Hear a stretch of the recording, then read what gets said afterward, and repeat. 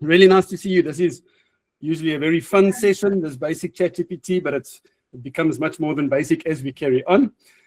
So without further ado, I'm just going to first share my screen. There we go. Okay, so the slide you see up there is a slide I use very, very often. It's one of my favorite sayings, which is that agents will not be replaced by technology, but they will be replaced by the other agents that use technology. So for me, this is a simple truth. Technology isn't going to replace us as agents, but those who are absolutely using it properly are going to replace those who don't. And I do think 2026 is going to be an absolute turning point in our industry. And the agents who adapt now will get ahead while the rest fall behind. AI, artificial intelligence, has really very fast, it has shifted from being a nice to have in our industry to being a core business tool that we really need to embrace. Right, just firstly, a little bit about ourselves. So myself and my wife, Lydia, we've been in real estate since 2005 in Cape Town's northern suburbs, Durbanville specifically. Last 4 years, we've been at EXP. Prior to that, we were with Remax for 16 years. We've only been with 2 companies. And within EXP, we also have quite a large agent team of our own, more than 230 agents currently. Right, so people often ask now, why do we do this training? Firstly, as I mentioned, we do have a large agent team of our own. So I try to sort of stay abreast of technology and try to help our agents out who don't have the time to always stay abreast of technology. So bringing these tools to them so that they can use them, seeing what works and seeing what doesn't, so that our agent team can, in fact, then feel confident and not overwhelmed by the AI. But apart from that, we've always been collaborative. We believe in networking and sharing. So whether you're with EXP, whether you're in our team, whether you're not, we believe in collaboration. We were lucky when we joined real estate more than 20 years ago. We were actually welcomed with open arms in our area by agents. The industry really took care of us. We're very good friends with many, many agents, even since the start. And so we've always believed that when we can give back, we must give back as well. And we just believe that, collaboration is better than competition. Okay, before we start off, one thing you got to understand with AI, ChatGPT, it's ever evolving. So, today's audience, we obviously have mixed skill levels, from absolute beginners to some more advanced people. As you know, when you registered for this webinar, you would have had to fill in whether you actually use ChatGPT or not and for what. And still by far, this is aimed at beginners mainly. And most people that actually register do actually still say that they do not use ChatGPT at all. So we're going to be moving from obviously the basics, but we're also going to get into the more advanced features later on. So that we sort of try and cover everything. Okay, but what you really need to find today and take from today is that you don't need to be techie to win with AI or to use ChatGPT. So many people are often scared of these platforms. Please don't be. The whole purpose of the way I'm going to present this today is to show you how easy it is to use and how you can advance at your own speed and pace. So what you're going to walk away with today, we're going to try and demystify ChatGPT for you so that you don't think it's something out there that you cannot use, that you can use it daily with confidence. What you really want to see with ChatGPT is that it's a natural conversation. It's like chatting to a friend. That's how easy it is. If you take that away today, that's the main thing. You're going to go so far. So it's very, very easy. It's a natural conversation with an artificial friend. Okay, if you want to put it that way. So we're going to be revealing its power from basic uses, but then we're going to start going through and brainstorming ideas with ChatGPT and many more advanced uses, which we're going to look at just now. Okay, just also a little bit of house rules. I'm going to ask that you can please keep any questions. Questions are going to be welcome at the end, but only after the presentation, because what we find obviously is we have questions during the presentation, we get sidetracked, and you don't actually necessarily get through the whole presentation. So let's keep questions until after the presentation. And please, can I ask you to also just mute your microphones if they're not muted and keep them muted during the presentation. And then afterwards, we can have a nice chat. Okay, I always start with this because even though we're talking about artificial intelligence and technology and everything, the heart of real estate is always going to be and always has been people and relationships. That's who we are. That's the business we are in. That's why people use us. It's because of our relationships with them. Okay. But The backbone of real estate is technology and systems. So we must use technology, we must embrace it, becomes the backbone of our system. So the strong relationships, basically, as you see at the bottom there, those create momentum in our business. But technology is what we can use to actually scale our businesses and multiply our business.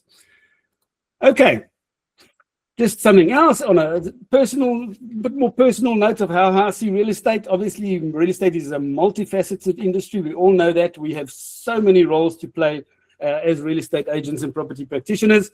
But some of the three pillars that I always believe are very important in real estate is, number one, again, personal relationships. So that's always going to come up, right? Trust and connection with people you know. That's what matters most in real estate. Secondly, then, is lead generation. I mean, today's leads are what's going to fuel tomorrow's business. You need to constantly be generating leads. We're not going to go into generating leads today. Obviously, it's also, there's so many ways and not one size fits all. I mean, whether you do cold calling, whether you do door knocking, whether you're just networking out there, whether you're working by referral, whether you're just working your sphere of influence, collecting leads as they come along and using newsletters to connect with them, etc. So that lead generation, however you collect leads, it's got to keep on. You must time block for that every single day.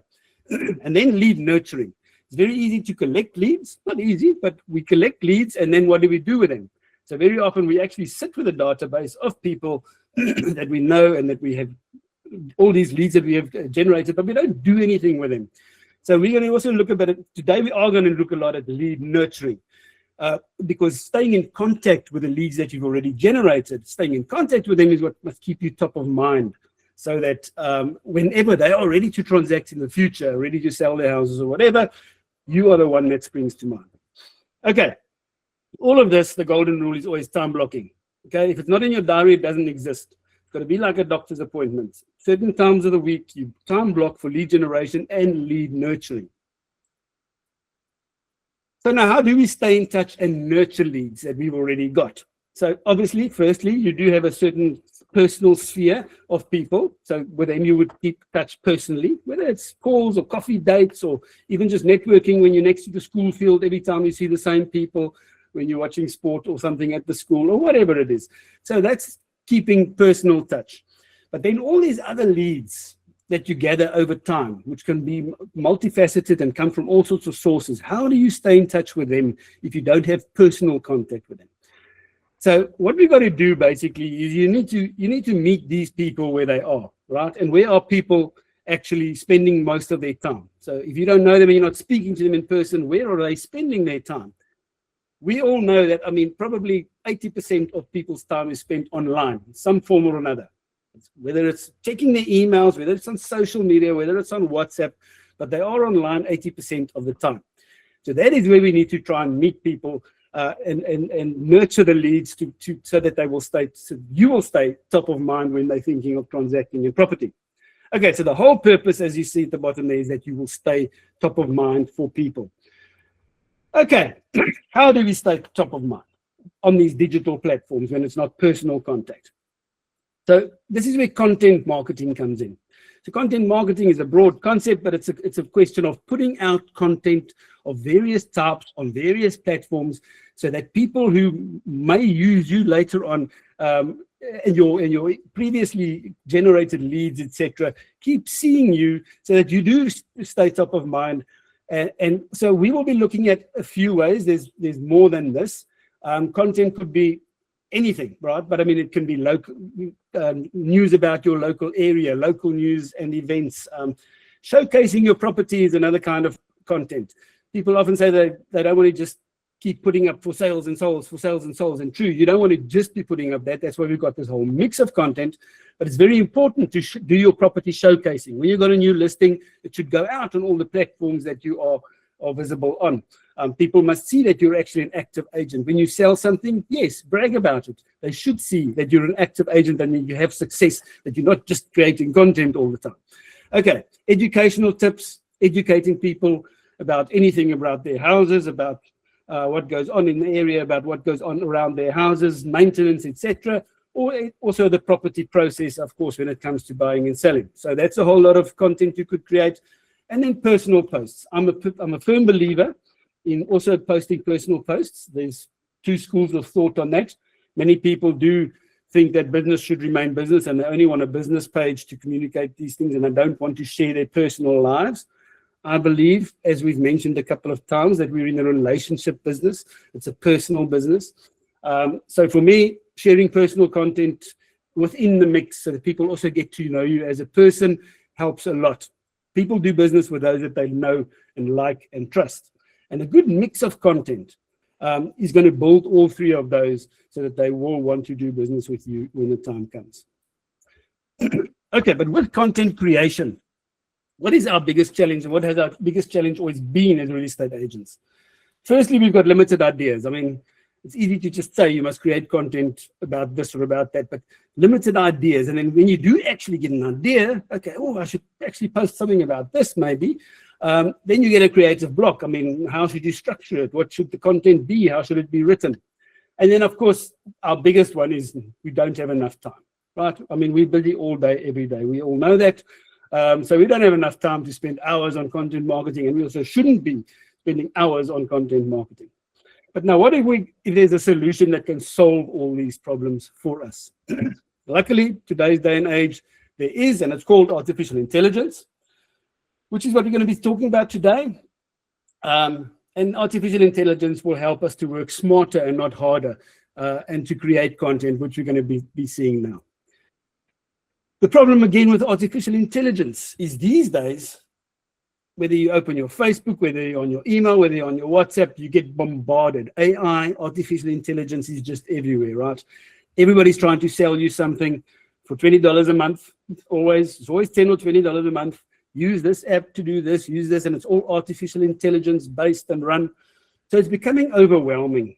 And what do we generally do when stuff gets overwhelming? We rather just shelve the idea, right, and carry on as we were. That's just in our nature.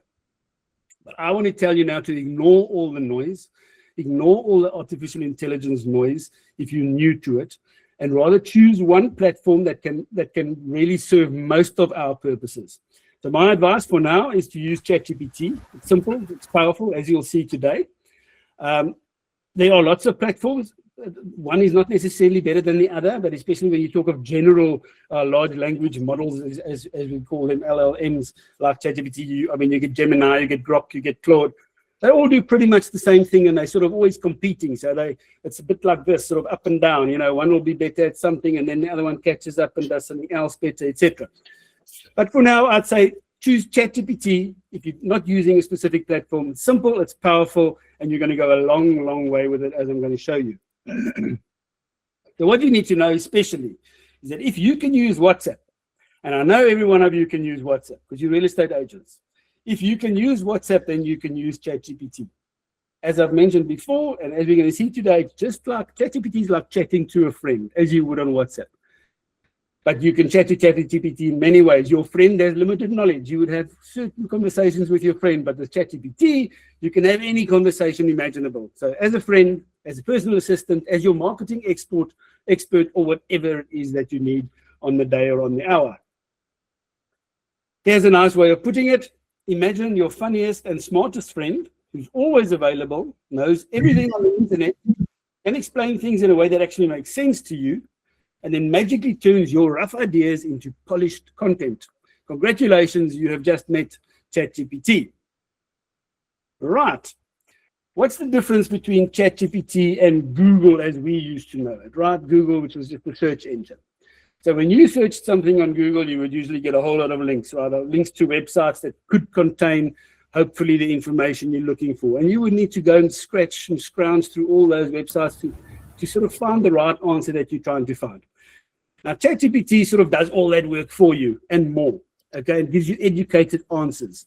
It'll give you creative ideas. It reasons with you. This is the important thing, and that's what you're going to see today, and one of the things I'm going to drive home the most is that it's like talking to a person. You can reason with it. You can brainstorm with it. Okay. So firstly, another thing, I keep saying firstly, it's not firstly anymore, but anyway, ChatGPT has a free version and paid versions. Now, most of what you see today, you will actually be able to do on the free version, all right? What ChatGPT does do is it sometimes limits your amount of usage. and would want you to go to the paid use version if you want to use it more often. So sometimes, especially when you're looking at the image generation and image manipulation and things like that, especially when working with images, it's very sort of resource intensive for their servers. So then you'd probably only be allowed a certain amount. Then ChatGPT will stop you and say, okay, you're going to stop with that for now, and you can carry on again in 3 hours or something like that. That's the main difference. But most of what you'll see today, you can actually use on the free version. But then the paid version later on, if you start using it like I use it and like many people are using it, where it really becomes your daily assistant on so many levels, you'll probably find that paying, the next paid level is $20 a month. It's probably, I don't know, these days, 350, 360 Rand a month. And you will find when you get to that level that it's well worth it. The amount of time you're saving, the amount of just everything. Okay. But for now, free version is fine. Okay, you can obviously access it on the website. You must make sure you go to the right place. Don't go for any knockoffs.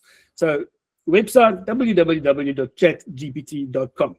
Otherwise, of course, or not otherwise, you actually want it on your laptop on the website, but you also want to access it on your phone. And you'll see today why, because you'll be interlinking between the two. For that, you need the mobile app. So whether you're on the Play Store, if you're on Android or the Apple Store, you've got to go and find ChatGPT, the app. Again, when you search for ChatGPT, you will find hundreds of apps coming up. Please make sure you use the correct and authentic one. The way you will know that, it's obviously called ChatGPT, but you've got to look at who created it, who's the developer, and that must be OpenAI. Mustn't be ADC Technologies or whatever. If it's created by OpenAI, you know you've got the correct one. Okay, so a bit of that. Now, when you go to ChatGPT, obviously you will be able to either log in if you already have an account, a free account, or otherwise you just need to sign up with your email address and a password. And then from there on, you'll be able to log in. And then you'll use those same details to log in on your app on your phone. Okay, when you're in ChatGPT, just a quick rundown. These are just slides that we're going to go in just now anyway. This is quite an old slide, but nevertheless, they were I've written prompt. That is like a text box. So that is where you type to ChatGPT what it is that you're wanting. So they call it a prompt, and you'll hear this all over. It's all about the prompt. So that's where you type it. That's where you're prompting ChatGPT to give you information and to answer you, etc. And then on the left, as you keep on chatting and creating new chats with ChatGPT, you will have a history on the left-hand side, which you can refer to later on. So all your chats are saved, and you can scroll down and you can even search them by keyword in the future. Okay, so just a few tips to start off. Obviously, remember, if you're putting content out there, especially if you're using created content to go and promote yourself outwards, always verify the facts. ChatGPT is actually very accurate, and I've these days very seldom find anything that's not factual and not correct. But you necessarily, obviously, have to make sure that you verify the facts. Protect sensitive data. Don't just put in anybody's details in there when you're creating content. So you just remember the POPI Act and keep that in mind. And you must be able to back your content. So any content you get from ChatGPT, if you're going to go and put it out there, remember you're going to have to back it to make sure it seems correct to you. And when you're working in the real estate industry, most of the type of topics you'll be creating content on will in any case be things you're familiar with. So you should be able to do that. Okay, and then of course add your personal touch. Make it authentic. Don't let everything just sound like it was AI created. But we'll be looking at all of that today. Okay, you are going to hear that it's all about the prompt very often. And most people who will tell you it's all about the prompt are trying to sell you a book of prompts. So for instance, in real estate, somebody will say, oh, I've got a fantastic book of prompts, so you don't even have to know how to speak to ChatGPT. Just pay me $20 and you'll get 50 or 100 prompts that you can use, etc., etc. My whole point of this webinar, one of it is that you can prompt ChatGPT and you can chat to ChatGPT, and you will get better as things progress. Initially, keep it simple when you're speaking to ChatGPT. As Tony Robbins says, complexity is the enemy of execution. So if you think something's going to be complex, we generally rather don't try it. But you're going to see today, just start off basic. Practice will make perfect. And as you progress, your prompts will get better and you'll just get better results sooner. But starting basic and progressing, you're going to get the same results. It's just going to take you maybe a little bit longer. Okay. But as I said, it's all about the prompt, and after a bit of practice, you'll be learning to, and we'll go through that today, this whole process. But after a bit of practice, your prompts will just become more detailed. So from the word go, you'll be clearer and more specific when you're asking ChatGPT for something. You'll provide better context, define the format you want it to come back in, etc., so that you just get to the desired result quicker. Okay, I'm going to go into a live ChatGPT screen now, just to get things rolling. And remember, this is basic, so we're starting basic and progressing. Okay, let me just get out of this. Here we go. Right, so here you are in ChatGPT, and we are live. Let me see what it looks like on the screen. Maybe I can just zoom in a bit. On the left is my whole history, as you'll see, and it just carries on and on and on and on as you go down. I hope our connection is good here. You'll soon see, but I'm going to close my history. Right, so let's just start, just for the purposes of this, we want to start off simple, just to show you that ChatGPT is like a friend that you can chat to for a start. Okay, so let's say, hi, ChatGPT, how are you today? Right, just as you would with a friend, and ChatGPT will answer you. ChatGPT will now call me by name because ChatGPT gets to know you, obviously, as you carry on. Anyway, ChatGPT says, I'm doing really well today. Thanks for asking. Hope you're having a good start to the day too. What's on your agenda today? Website tweaks, content ideas, or something completely different? ChatGPT is not going to ask you those same questions when you first start. ChatGPT knows me, so I'm always working with websites and content ideas, etc., and real estate. But nevertheless, so it gets a bit personal. Let's say I say, just to keep the chat going, I'm not ready for any of that yet. I am still trying to wake up. I'm still trying to wake up, I tell my friend ChatGPT. And ChatGPT is a bit slow this morning, it seems, the connection. ChatGPT says that's very relatable. Those first few minutes can feel a bit slow for the brain before the brain decides to cooperate. Take it easy, coffee, a bit of quiet time, and no big decisions just yet. Once you're awake, we can tackle whatever's first on your list, one calm step at a time. So now you're starting to see, it's really just a process. And you can chat to ChatGPT pretty much about anything, and it's like chatting to a friend. Okay, what I'm going to do now, I'm just going to copy something I wrote before the time, so you don't have to watch me typing forever, because I am a bit slow, I know. So let's say now we say, just go into another general topic and say, okay, let's just say, I say to ChatGPT, hey, ChatGPT, okay, first I need some advice just for the weekend. My cousin is going to be visiting from Joburg, and I need to show him a bit of Cape Town. Do you have any ideas?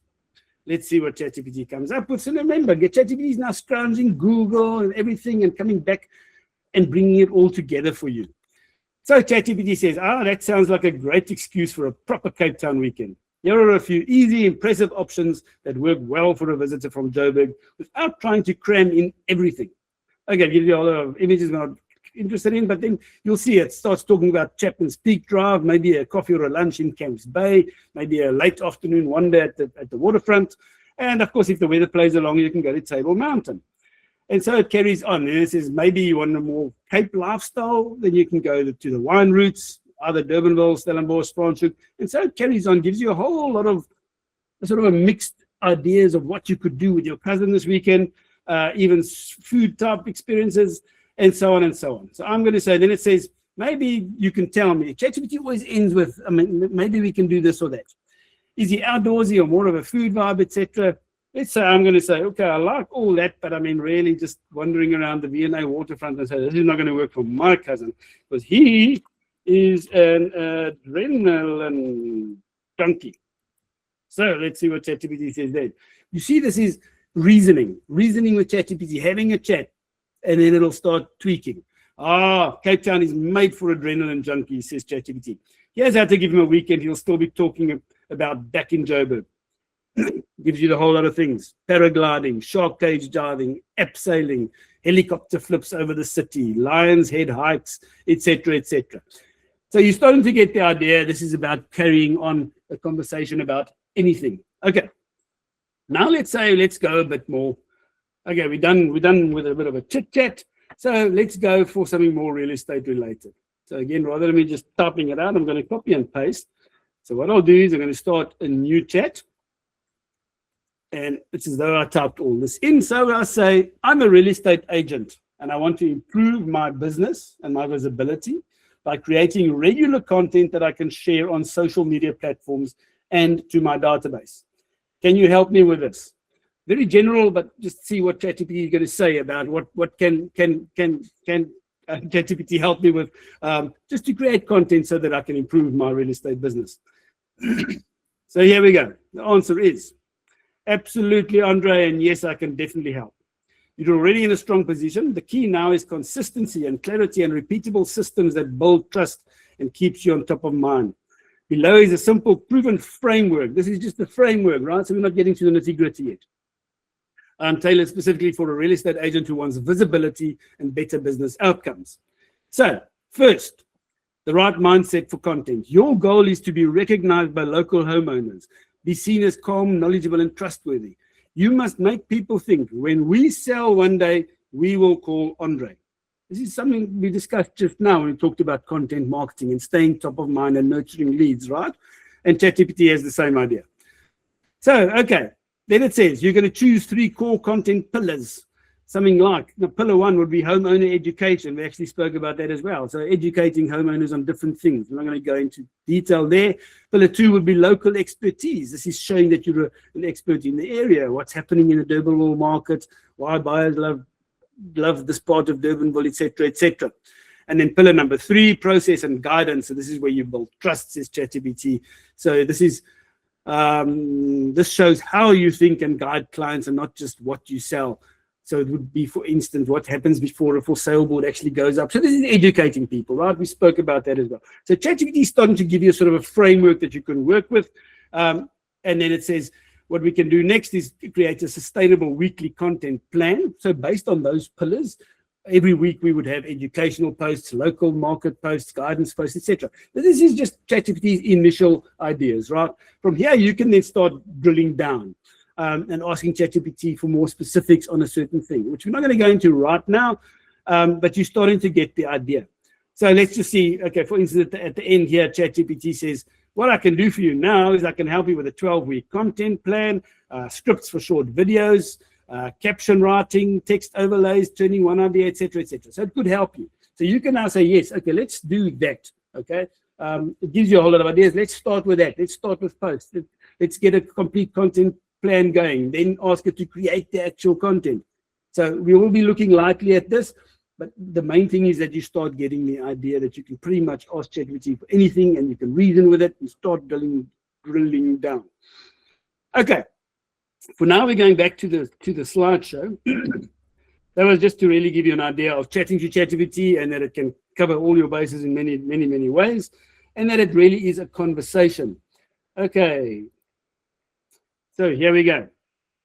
So the main thing is what we really need to know is that you can use ChatGPT for anything and for unlimited content creation. Here's just a few ideas. This is not an instruction manual. These are ideas I came up with. So you can use ChatGPT to create your agent biography, your listing descriptions, newsletters and articles for your newsletter database or for your website blog, YouTube scripts, social media posts, email newsletters. You can rewrite old content and make it better, prospecting scripts, email and WhatsApp responses. That's a very important part of nurturing leads, is how you respond to emails and WhatsApps. We'll actually be having a look at 1 or 2 examples today. So that's something that keeps you top of mind when people remember, geez, this guy was just so professional always with his communication. Okay, client communication.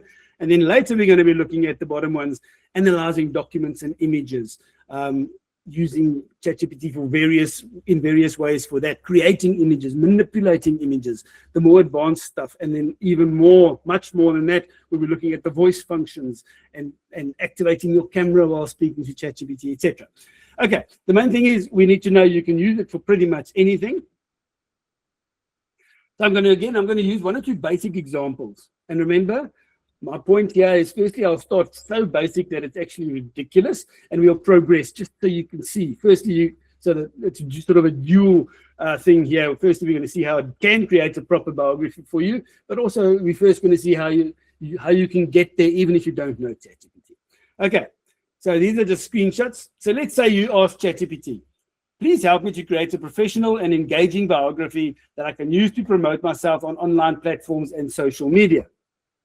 Now, that's a very vague prompt. As I said, this is basic, right? So later on, you would probably be more detailed because you would have learned that you need to be more detailed to get the desired result right up front. But we're going to get there anyway. So please create a professional and engaging biography that I can use on my platforms, etc. And there it comes up. So now you haven't told it about yourself, but still, okay, in my case, it knows I'm a real estate agent, but I haven't told it about myself other than that. So it creates a nice sort of generic biography that any real estate agent could really use. And you could actually take this and copy and paste it and maybe just change it a bit or add some, but we're not going to do that. But still, it says, I'm a real estate agent. I'm passionate about connecting people with their perfect homes. I'm a dedicated real estate professional committed to delivering exceptional service, and so on and so on. I focus on honesty and transparency. Very generic, but still well written, so it's something you could use, right? And just on that point, I just want to mention when we're talking about biographies, creating a good biography is more important than most agents ever realize. Because what generally happens, just going to go back there. What generally happens is when you start off as a real estate agent, or otherwise when you maybe transition from one company to another, the first thing they're going to ask you is, okay, we need a quick write-up about yourself. And so you're going to be quickly creating something because they want to quickly get you onboarded and put on something on the website, and that feeds through to private property and who knows where, or as your biography, sort of your about me, right? So very quickly you write what pretty much every agent writes, which is sort of, yeah, I love helping people and I love the area I work in, and I grew up here and all these nice and wonderful things. And then the worst part of that is that sits somewhere forever.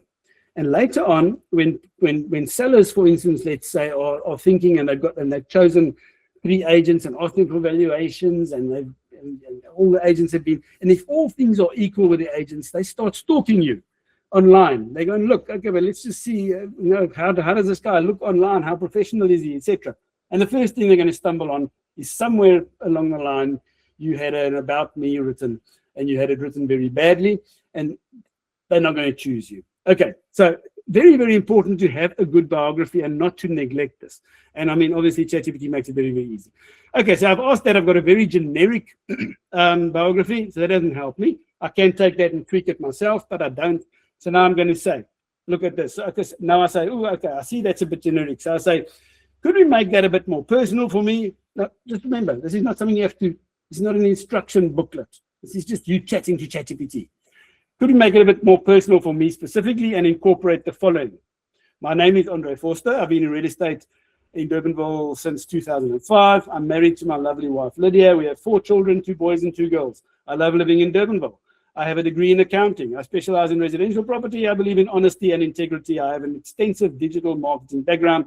And then just for fun, I say, please keep it under 500 words, because that I'm going to show you all the time as well. The format, you can just tweak it anytime, exactly what you want. So there's no reason for that, but nevertheless.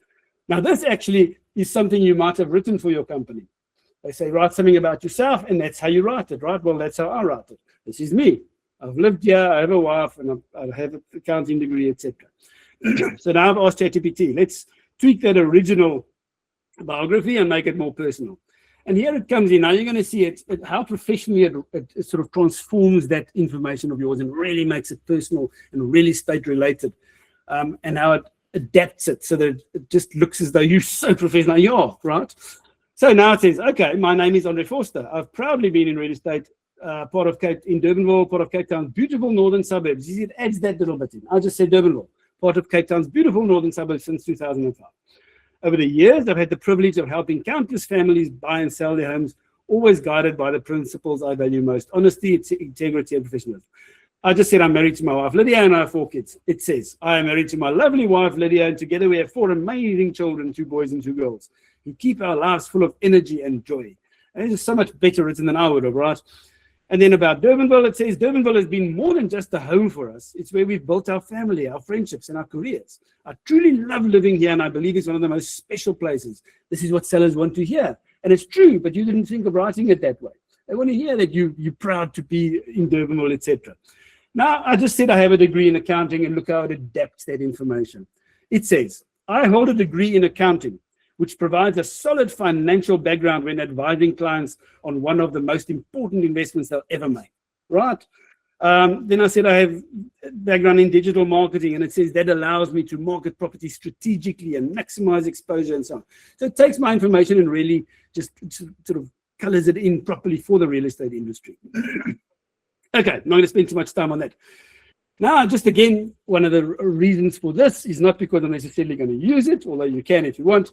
It's again to show you back and forth how you can reason with ChatGPT. I mean, just look at this now. So now I say, take that same content and just for the fun of it, can you make it more humorous and less than 250 words? So sort of a double take. I want it shorter, but I want it funny. Okay, takes the same information and look how it adapts it within seconds. Now it says, I'm married to Lydia, who's the brains and the beauty of this operation.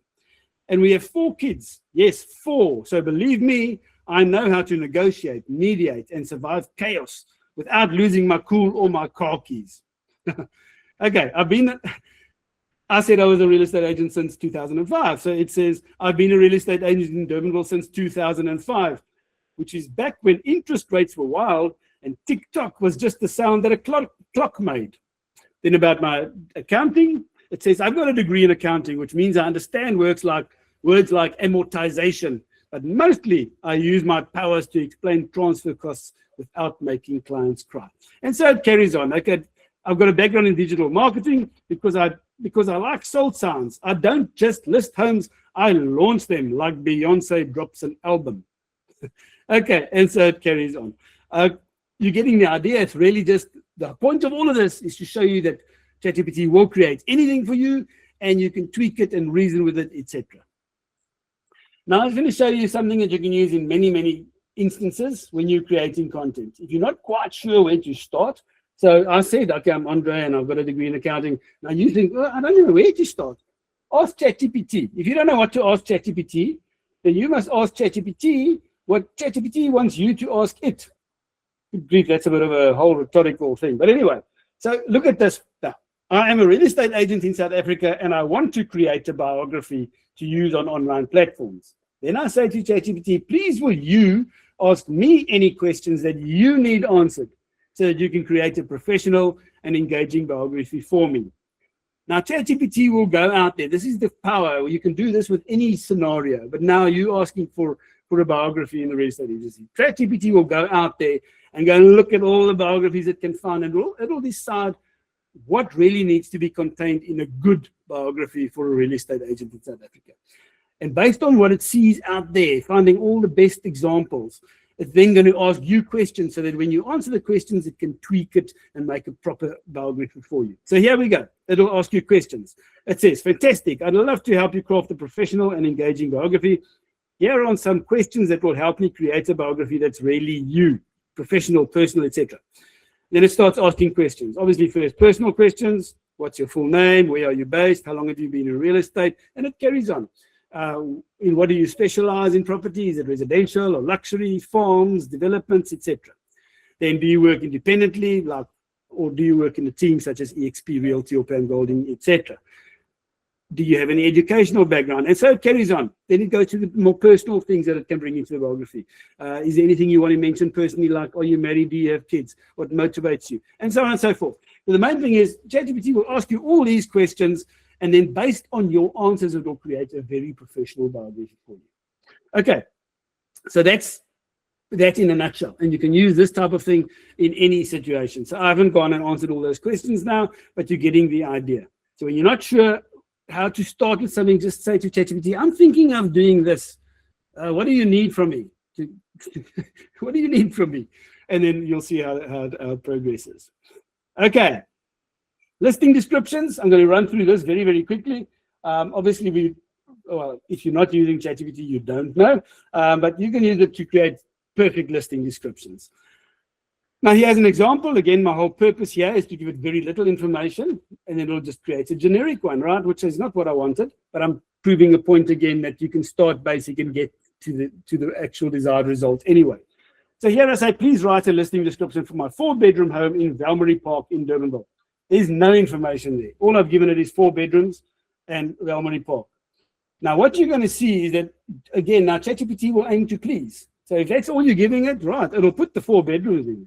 Now it's going to go and it goes and scours the whole internet, and it actually goes and look what type of property you find in Belmarie Park. And based on that, it's going to create sort of a generic listing for you, which it thinks might work for your property. Okay, so Belmarie Park is a very upmarket part in Durbanville, and it's pretty much mainly sort of larger stands, etc. And that's all information I've already given it. But anyway, it writes a beautiful listing description, which I could actually copy this and then just go and change everything, because it's not accurate, right? I didn't say how many bathrooms there were, etc. But still, at least it says, I mean, welcome to your next chapter in one of Durbanville's most sought-after family neighborhoods, and it is. This well-maintained 4-bedroom office, general, etc. Set on a large earth in a quiet tree-lined street. That's information it gets from just sort of generic Belmarie Park information, right? So it's not saying that it's a 2-bedroom apartment, because those are generally not found in Belmarie Park. Okay, so as I said, you could use this. Obviously, I now realize, oh, this was my mistake. I haven't given enough information. So you can then say, no, okay, well, I'll give you more information. Give it a little bit more information. Tell it it's got 3 garages and the garden is spacious. I should give it more, but nevertheless, it'll then incorporate that and go and make the changes for you. Okay, but the other way of doing that again is exactly like you would have done with the biography. If you're not quite sure where to start, here's what we can say. Please ask me a series of questions to gather the necessary information about any specific listing, so that you would be able to create a compelling and accurate listing description of approximately 400 words, right? Or ever many words. So I'm saying you ask me questions. What do you need to create a good listing description? And again, we'll go and source all sorts of information to decide what a good listing description should look like, and it'll ask you the necessary questions. So there it goes. It's going to ask you, it says, of course, here's a series of structured questions I would ask you to gather the right information to create a compelling listing description. So it starts again with basic. What's the full address? What's the property type? How many bedrooms are there? Bathrooms, etc. What's the size of the house and the earth? How would you describe the general layout? And so it carries on with questions. And if you answer all these questions, you can now put together a proper listing description. And then it'll carry on about outdoor features, what parking and security is there, special highlights, location, where is it located? It has a whole lot of questions so you can get the proper information, and so on and so forth. And from that, it'll create a very good listing description. Okay, we're moving swiftly along. The idea here is to just get the juices flowing, right? Get those creative juices flowing and know how you must start using ChatGPT. So you can pretty much use ChatGPT to transform content for different purposes. As you've seen when I just do simple things like, say, put it in a humorous tone and 250 words, or make the listing description 400 words. You can do anything, but you can use it. Here's an example, and this again is not an instruction manual. These are my ideas, but you can format changes. So ChatGPT gives you something, you can say rewrite it in more words or fewer words. You can say convert that to a numbered list, transform it into a table format. I'm going to show you some of that. Translate it to different languages. Very brilliant one. ChatGPT is the best translator out there at the moment. You go and try it. Go and take an English. If you understand English and Afrikaans, for instance, take something in English and put it in Google Translate and ask it to translate it to Afrikaans. Do the same with ChatGPT, and you'll see ChatGPT is going to be much more natural, because ChatGPT is learning every single day from the billions of people that are using it. So it adjusts and adjusts and adjusts, and it just becomes more clever as time goes by. Anyway, on the right, audience targeting. So you can say, here's the content, great, thank you very much, but why don't you just simplify it for first-time buyers, or elevate it for luxury clients, or adapt it for different age groups? You try that. Take something very technical and say, please, will you write this so that a 5-year-old child will understand it? And you'll be amazed at how it comes back within seconds. Actually, I often feel that when we're writing emails to buyers and sellers, and this is really just tongue-in-cheek, I'm sorry, don't take offense, but if you're writing an email to a buyer or seller, maybe we should then also say, please write it so that a 5-year-old child will understand it, so that there can be no confusion. Okay, but then of course, as you've seen, I said humorous tone. You can say rewrite it in a different tone, light-hearted, serious, friendly, playful, humorous, relaxed, whatever you can think of. Play around with ChatGPT and you'll be amazed. Okay, let's have a quick look at social media posts. Again, this is multifaceted, so it can go in any direction and you can get ChatGPT to create anything. But let's just get the creativity flowing. So let's say you're thinking of that initial conversation we had live where we said, what can I do as a real estate agent to sort of stay top of mind, and gives you a whole lot of ideas and so on. So let's say out of that somewhere, you obviously got certain things. So that was that whole conversation with a bunch of real estate agents. We want to create content, etc. And it gave us all sorts of ideas, but those were broad ideas. So somewhere within there, you find something that you like and you think, I want to do that. So let's just say, I now say, okay, out of all that, let's just ask this. So will you write me 20 Facebook posts aimed at homeowners who are thinking of selling? Very vague and so on, but still, I'm giving you a bit of context. So I want posts that will be aimed at homeowners who are thinking of selling. And then also, please give me an image idea to use with each post. So now I'll get the content which I can post, and it'll tell me what type of image to use. Absolutely, it says here are 20 warm and informative Facebook posts aimed at sellers. So you either like these or you don't. You can tweak them, you can use some, you cannot use them, but it's just an example. So post number 1, ChatGPT comes up with is, are you thinking of selling? Well, here's where to start. And then the content is, if you're thinking about selling but not sure where to begin, you're not alone. The first step is understanding your home's current value. And so it carries on, and then it says, we offer a free property value assessment in Durbanville and surrounds, gives you a call to action. Just send us a message and we'll arrange it. And then it gives me an idea for an image to use with this post. A friendly agent chatting to a couple, etc. So you could go and search for this image somewhere in the free databases.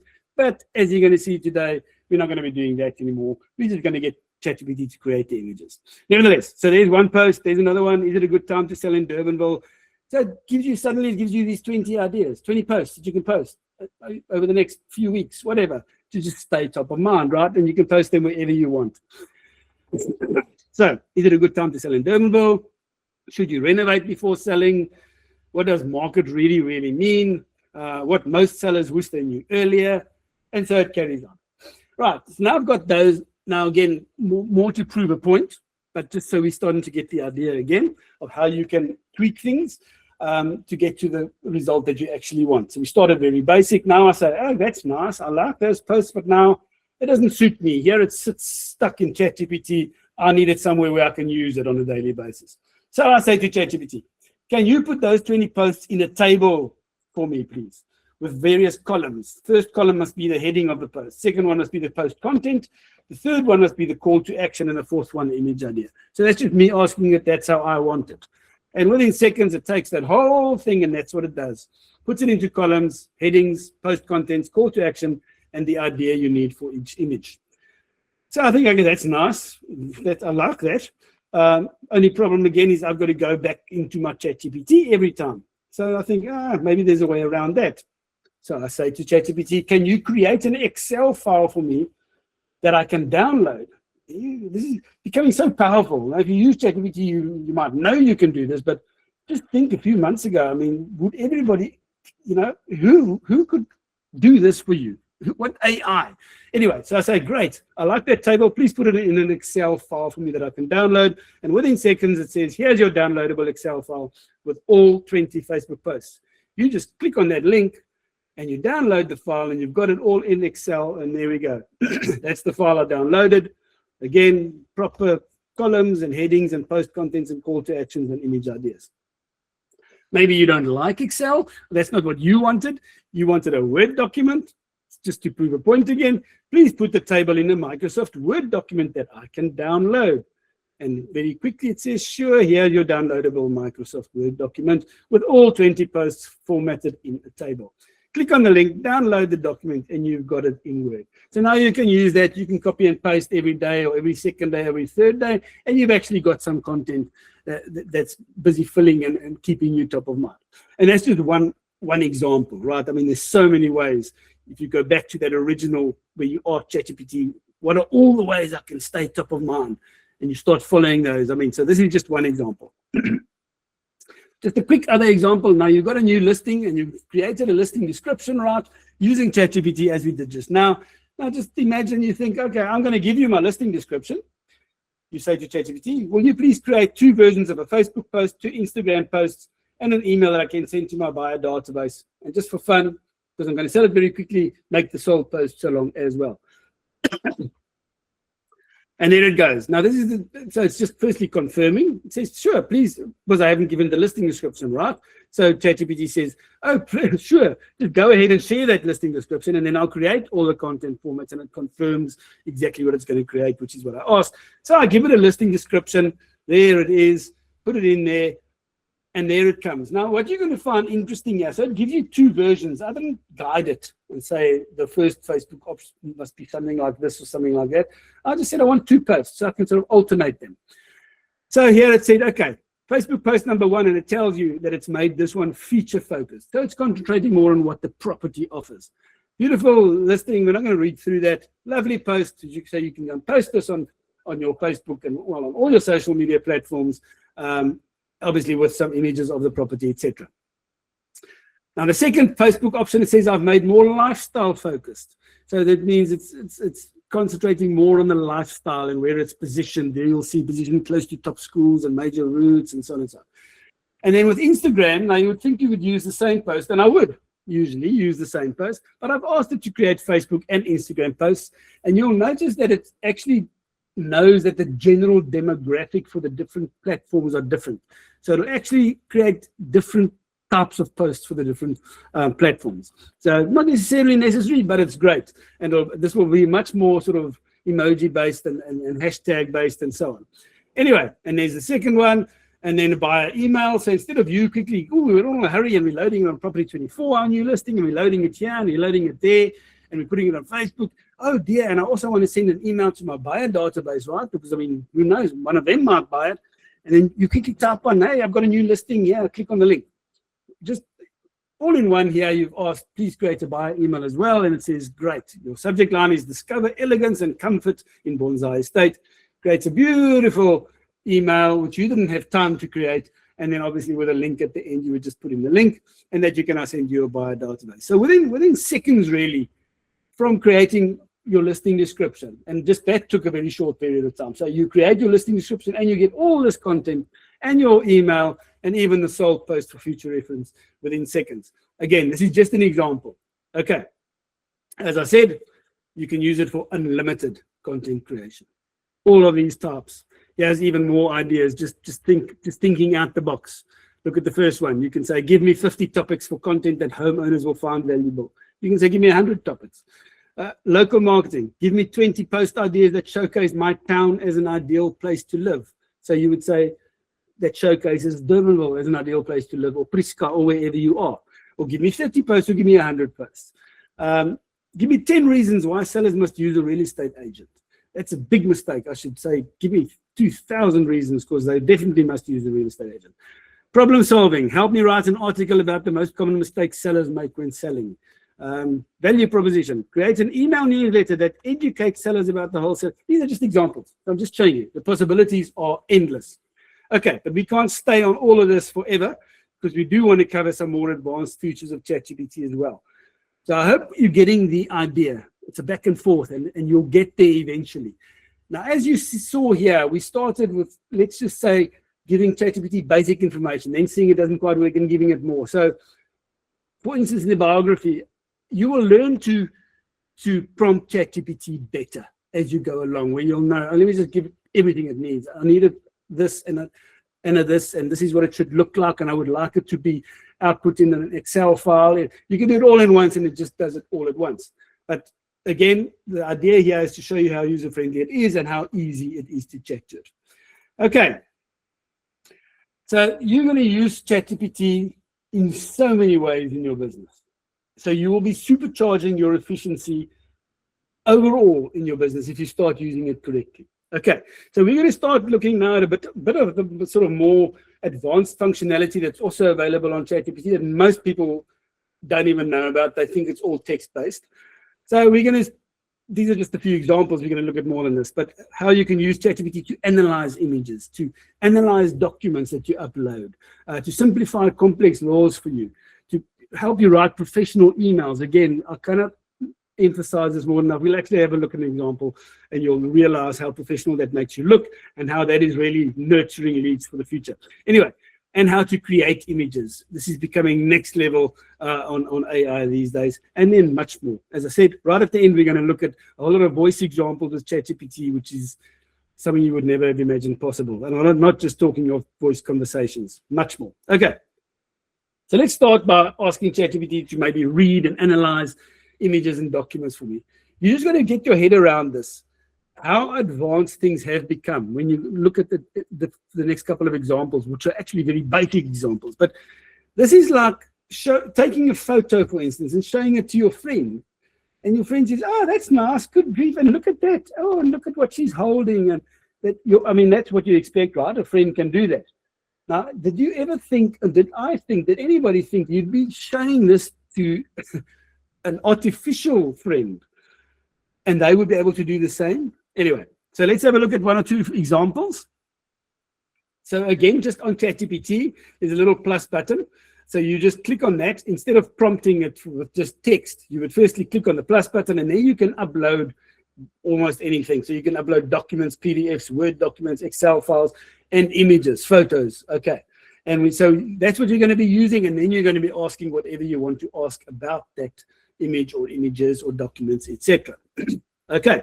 So that's just like anything. It's like on your computer, you would click there and then you're going to go and browse where on your computer this file is and then upload it. So I'm going to use one or two real estate examples, but remember you can use this for just about anything and with any photo. So let's say this is often the case, right? You're walking through, doing evaluation, or maybe doing a listing, actual listing a property to be able to market it, and you come across things in the house that you might not quite know what to call them, or this is a very stupid example, maybe, but not really. And you don't quite know what to call it. So you would like an accurate description in your listing description, or otherwise, of course, when you take buyers through, you would like to, and they're going to ask you, or you could tell them, and it just looks very impressive. No, they've got this and they've got that. And you're actually naming things correctly. So let's look at examples. Right. So here's one. So let's say I'm at a listing description. I see these windows. Now, I'm not quite sure what they actually are, but I would maybe say they're double sliding up and down windows, right? Anyway, so I put that photo into ChatGPT afterwards, after I've been to the listing, and I say, what's the correct name for these windows? And ChatGPT goes and looks at that window, and it says to you, these are called sash windows. Specifically, these are double hung sash windows with a Georgian grid style.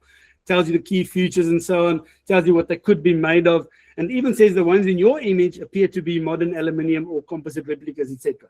Quite amazing. Okay, now I'm the really intelligent guy when I get to that listing next time, and I can tell people the right things, or I could describe them correctly.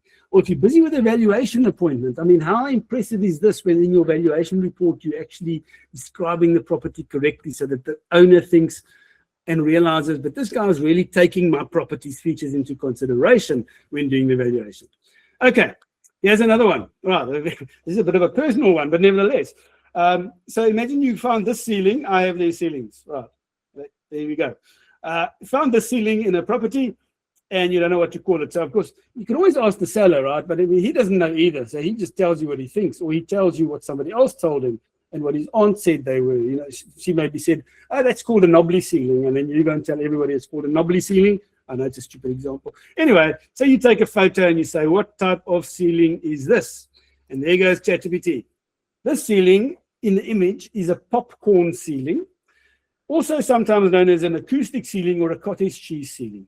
Then tells you how it's made and textures and even when it was popular. And these were popular in the 1970s, which is exactly as it says there. Now, one thing I started doing in the beginning when I started doing things like this and asking ChatGPT, so now I think, okay, but now I've asked ChatGPT and it's called a popcorn ceiling, but can I really go and tell people this is a popcorn ceiling? I mean, how do I know that it's correct just because ChatGPT says it? So at the start, what I would do is I would go then into Google and I would then put in the search term popcorn ceiling in the images and see what pops up. And then so if I search for popcorn ceiling, now the images, I see a whole lot of images of popcorn ceiling. So I knew it was correct. The only difference is I could ask ChatGPT to look at the photo and tell me. I cannot ask Google, the old traditional Google. I can't put the photo there and ask it to tell me what it is. Okay, you had to actually know what it was and then you get images. Anyway, so that's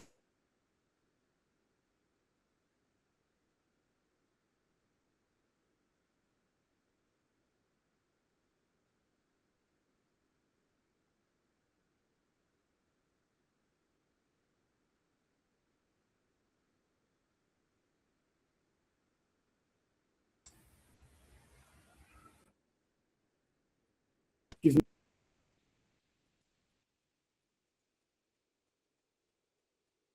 collection. Any thumbs up or something? Just tell me I'm fine. Thank you. Okay. So the parquet wooden flooring. Thanks a lot, everybody. So yeah, it tells you it's parquet wooden flooring, which is quite correct. So you would have the name correct. But it even tells me, for instance, that you've got different variations like the herringbone design and the block design and so on. Okay, you're starting to get the idea. You can use this in many, many ways. Look at this. I mean, this is just a photo of a tree, right? If you're not a plant person, then that's just a tree or a couple of trees. Nevertheless, this is a very, very practical example. So Lydia and I were actually asked to go and do a valuation on a property, on a farm outside Durbanville. We had never previously been to the farm, and we had never previously had any communication with the owner prior to doing this valuation. So we didn't know anything about it. As we were driving down the farm road, there were these orchards on the next to the road, all along, long farm road, lots of orchards. So as we're driving, I'm driving, Lydia's next to me on her phone, as a good property practitioner, estate agent should be. And I say to her, good grief, look at all these orchards. I wonder what trees these are. So she glances up from her phone, looks right, looks left, glances down and she says, they're guava trees. So, you know, I'm driving and I roll my eyes. I mean, yeah, sure, guava trees. How would you know they're guava trees? So what do? As I get out the car, I take my phone and I take the ChatGPT app and I quickly snap a photo without Lydia seeing. Just as I get out the door, I quickly snap a photo of the orchard, which is this specific photo. And I say to ChatGPT, now I haven't got time, right? I mean, I can't put in long things. I just said, what is this? And ChatGPT immediately answered me before Lydia was even out of the car and said, the trees in the image appear to be guava trees. Gives me the scientific name as well. So afterwards, of course, I could tell Lydia that she didn't give me the scientific name. She didn't know that, but she actually said she did. I just didn't ask. Anyway, so it tells me they're guava trees and how you can identify them and so on and so forth. And they were guava trees. It was confirmed. And when the farmer came, I was the bright one who said, hi, hello, I'm Andre. Lovely guava orchards you have here. Luckily, I mean, I was the one who confirmed the information, so I had the right to do that. Anyway, right, another example. Imagine you just writing anything, anywhere, no matter what. And here's an example. Let's say you're sitting at a, whatever, first time you're at a client and you start taking notes, because as a good agent, you should be taking notes. Why? So that you, of course, can go back to your CRM later and put in notes and details so that you don't forget it about this client. Anyway, so this is just a mock example. So I say, okay, I'm sitting with Jenny and she's from 174 Smith Street. Her daughter's name is Lisa, 10 years old, birthday is the 10th of January. The son is Peter, 8 years old, etc. They're both in Durbanville Primary School and they're moving because they need a bigger house close to the schools. So now later I get home and I've got all this, but now, I mean, now I've got to go and, I mean, it could obviously be much longer than this even. Now, if I wanted somewhere where it makes sense, I would have to go and type it out, right, into the CRM or whatever. But now I can actually ask ChatGPT. You would never have thought that ChatGPT would be able to do this. Probably just a few months back, if you wanted something to convert this into actual typed text, you would need software like the professional Adobe suite with optical character recognition. It costs a lot of money to be able to do that. You simply now take a photo of that text, you put it into ChatGPT, and I said, please read this image and convert it to typed text. And within seconds, it did that. And there's the typed text that I could actually copy and paste and put wherever I wanted done. And it's actually perfect when I read through it. Even the 174, which you'll see was almost a bit scribbled up top, it even got that correct. We would have apologized if it got it wrong, but I just go through and make sure everything is correct, and it is. Now I can go and use that wherever I want. So think of the possibilities here again. This is a stupid example, but just anything you can think of. Notes and notes. Maybe you go to a 3-day Tony Robbins seminar and you're making notes, pages full, and when you get back, you maybe want it in a Word document. You just take photos, pop it in, so anything you can think of. Okay, just taking it to a little bit of a next level. Now you've seen how we ask ChatGPT to recognize things and to tell us about popcorn ceilings, or any photo you give it, it can recognize things and tell you about them. Now look at the possibilities of putting in multiple photos at once. So here I've simply said, was an old example, I put in 10 photos of a property listing, and I said, please describe the rooms in these images. So I wasn't asking for anything specific. I wasn't asking for a listing description. I just said, please describe these rooms. So it now goes and it looks at every single photo, the outside, the kitchen, the dining area, the lounge, goes and looks at every one and it describes it for me. This is actually, I think I was scrolling down, so I did a video recording. So it's just going to be quick. The idea is just that you can see how it describes everything, every single photo in detail. And now you must remember, as you've seen, it knows how to recognize things like the popcorn ceiling and the parquet floor and the sash windows and the guava trees. So now you know it's looking at these photos and it's really accurately describing things. Okay, I'm just going to play this video, which is just me scrolling down. You'll see how ChatGPT was describing it. So there it says, okay, here's the room by room description based on your images. And it starts, it gives you the exterior, describes it, the kitchen, tells you about the quartz, countertops, etc. Complete description of the dining and living area and the braai area. And with the braai area, it even tells you about the cladding and it tells you about the stacker doors that open up to the garden, all very, very accurate. And with the bedrooms and bathrooms, proper descriptions, which ones have air cons in, etc., etc. Okay, amazing. So you're seeing again, you know, the possibilities here. So now you don't even have to do much. You could actually just upload your photos and tell it to write a listing description, and it's going to be very accurate. Okay, starting to see it. Starting to get there. Next. Okay, now let's look at one or two different examples. So apart from photos, how's about uploading PDF documents and asking it to do whatever you want with those PDF documents? Here's an example. This is a real life example. This was a home inspection report. So we were marketing a while back a very large property in Durbanville. They had a very old house on. It was fairly solid, but you know, we're getting lots of questions and people were making silly offers because they thought it had a lot of work on, etc. The owner decided himself that he wants a home inspection done. You know, by a professional property inspector, you know those. So this was, I think, a 66-page report that they give. Because, you know, I mean, the home inspectors really have to go into detail because they've got to back this content later. But then sometimes it just looks terrible. I mean, 66 pages and just looks like there must be so much wrong with this house. Anyway, so now I put that into ChatGPT and I said, please summarize this 66-page home inspection report. Please highlight all the defects that may be of importance to buyers. And then it came out and it told you exactly what was found and the major items and stuff. And it just starts summarizing it. And actually, when you go through this, you start realizing it's not so negative and most of it is basic maintenance. And anyway, so it's going to go through that whole report and try and pick up what's wrong with the property and also whether there's anything serious. Okay. So it actually says in the first sentence, the inspection this is summarizing the inspection. The inspection found the property to be generally in fair condition, but with several maintenance and repair issues that could be considered before purchasing.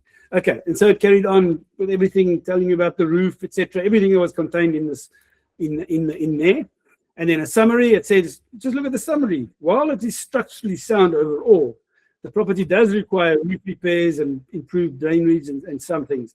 But it tells you that it's structurally sound overall. It doesn't all look all bad. Okay, now I said, well, great, take all that information.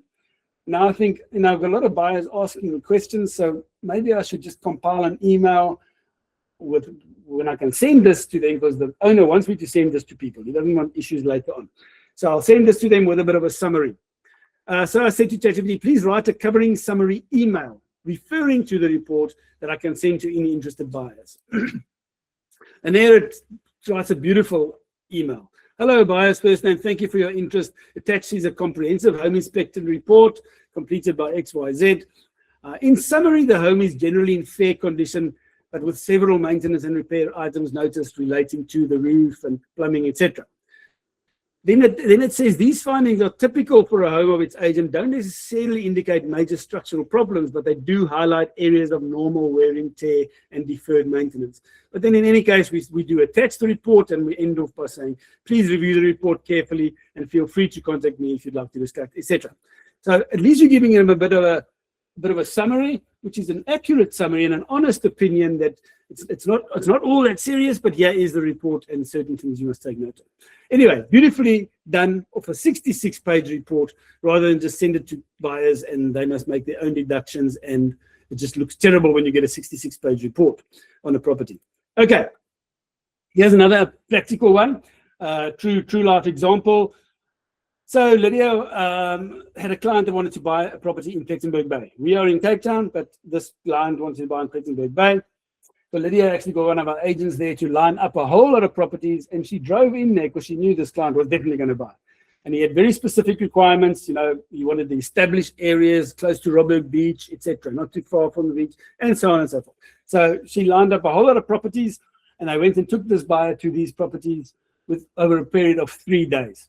At the end of the 3 days, the buyer actually decided all of these older houses and existing houses in the areas are not quite what he wants, but there was one vacant stand there.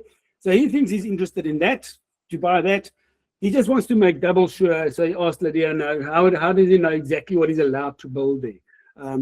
So Lydia sent me a WhatsApp. I was still in Cape Town, told me this is what the buyer wants to know. So I just simply went onto Plettenberg Bay's municipality. It's called the Big Toe Municipality, and got their zoning bylaws, which will tell you any specific zone, whether it's residential or industrial or whatever. It tells you what you're pretty much allowed to do on that piece of ground. Of course, this again is many pages because it covers everything you can think of, and for every type of property, be it agricultural, industrial, commercial, residential. So I uploaded that into ChatGPT and said, please read this document and summarize the building regulations specifically for single residential properties. I mean, this is the important part. I'm not interested in commercial. I want to know what this guy can do, single residential property, which is what that earth is zoned. And there it came up and told me everything. It went through the whole document and came up and told me exactly what's allowed, okay, for single residential SRZ1 and SRZ2, as you'll see up top there. So it told me what the primary use is allowed, outbuilding, second dwelling, etc. All these terms that we all know about, coverage, right? How much of a earth is allowed to be covered, what the building lines must be. It even specifies what it found in there, because for single residential, depending on the earth size, it also differs what your coverage might be and what the building lines are, etc. Tells you about the placement of windows and doors that's allowed, garages, carports, etc. Okay, so it was nice. And now again, I've got this, and I could just quickly copy this and put it into an email. And then I think to myself, it's my nature. Is this correct? How do I know this is correct? So what I do, I say to ChatGPT quickly, thank you so much for that. Thank you. But then I say, can you also provide the page numbers in the document where this info was found? So ChatGPT gave me all the info it found. Now I'm saying, okay, you just sort of confirm where you found this info. And it came back within seconds and said, sure, of course, it can be found on the proper following pages. The primary use and consent uses, we're on page 40 and 41. The development parameters, that's the height and the coverage, page 61, 62. The overlay zones, which is to do with additional heights and floor restrictions, etc. So it tells me exactly where it found all the information that it's already given me. Now at least I can quickly open the document and go to page 40 and see, yeah, there we go, single residential, that's correct. 61, I go and look. Now I'm happy that, that this was correct. So sorry, ChatGPT, for doubting you, but I had to do that at the stage. And now I said, okay, that's great. Well, let's take it a step further. I say to ChatGPT, please will you draft an email to my purchaser with this summary provided, and then referencing the page numbers in the document. So now you must remember, this is within seconds. It took me a little bit of time to find that PDF, not all that much time. From finding the PDF and putting it into ChatGPT, it takes minutes to get to the point where I am now, where I've already got an email. So I say, please draft an email to my purchaser with the summary provided and referencing the page numbers. And there it goes. Dear Mr. Smith, I hope you're doing well. As discussed, please find attached the zoning bylaws. So you always attach it because he can then go and look at the whole one if he wants to. And then it gives them beautifully all the summaries. It says, to make it easier for you, I have summarized the key regulations below along with the page numbers. And there it gives all the information and the page numbers, etc. Now, can you just think how professional this is for people? Okay, firstly, luckily the buyer did actually buy that property, and it's registered quite a while back already. So that was great. But let's just say this buyer does not buy that property and he ends up buying something else, and it might even be something we didn't show him. So he buys something from another agent. Now I said use ChatGPT for your communications because it's also good at nurturing leads. Now somewhere along the line, if a guy has bought another property through another agent, maybe 5 years down the line, he wants to sell that. And stuff like this, communication, professional. I mean, just think about it. I'm giving him the whole document and telling him where to find the information he wants, etc. Beautifully professionally. Stuff like this sticks. And he's probably going to, very possibly, he'll use me to sell his other property, even if he didn't buy it through me. I mean, we all know that's reality. So, again, I mean, this is just next level. You've got to start using ChatGPT in your everyday business.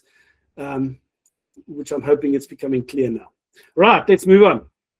Analyzing screenshots, just in your everyday, whatever you're doing on your computer, you're busy working, you're getting stuck.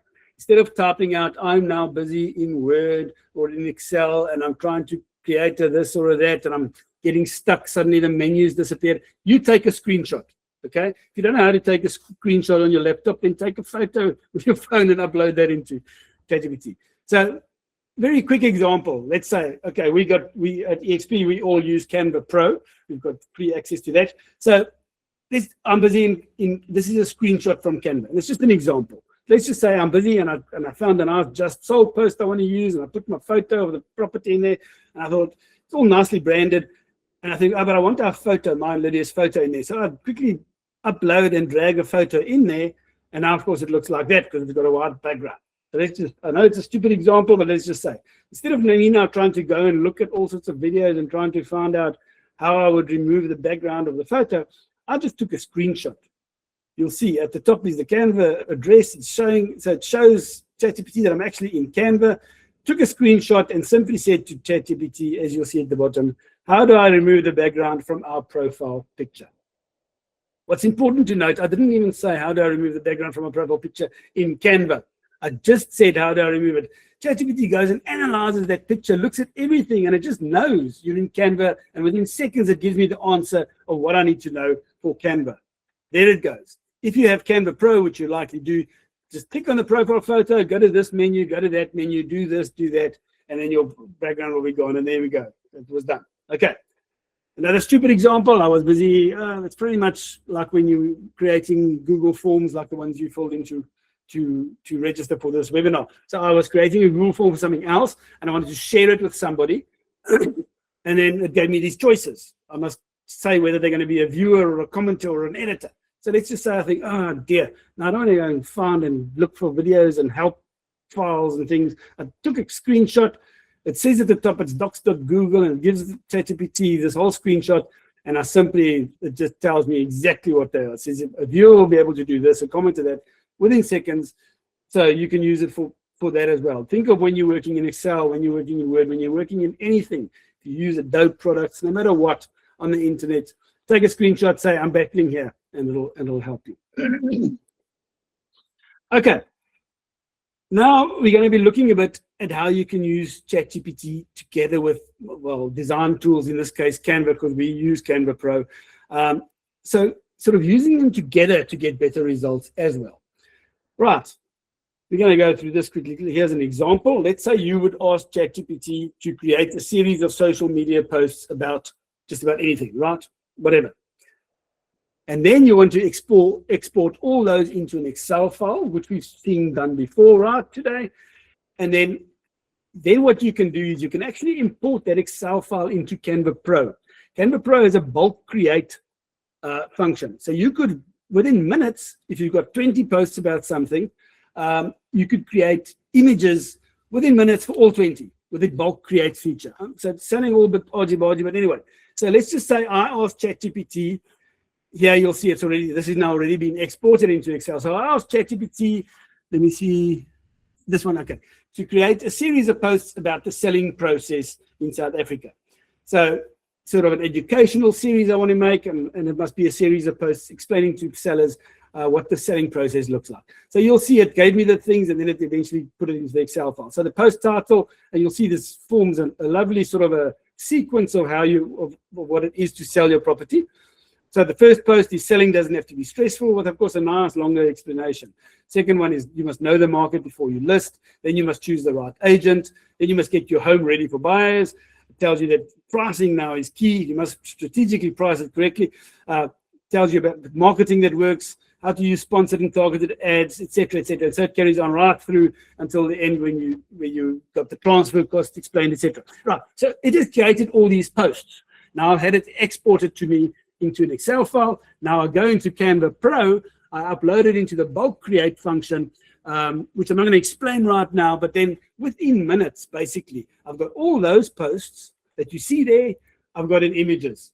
So here I've got number one, selling that have to be stressful with a description, etc.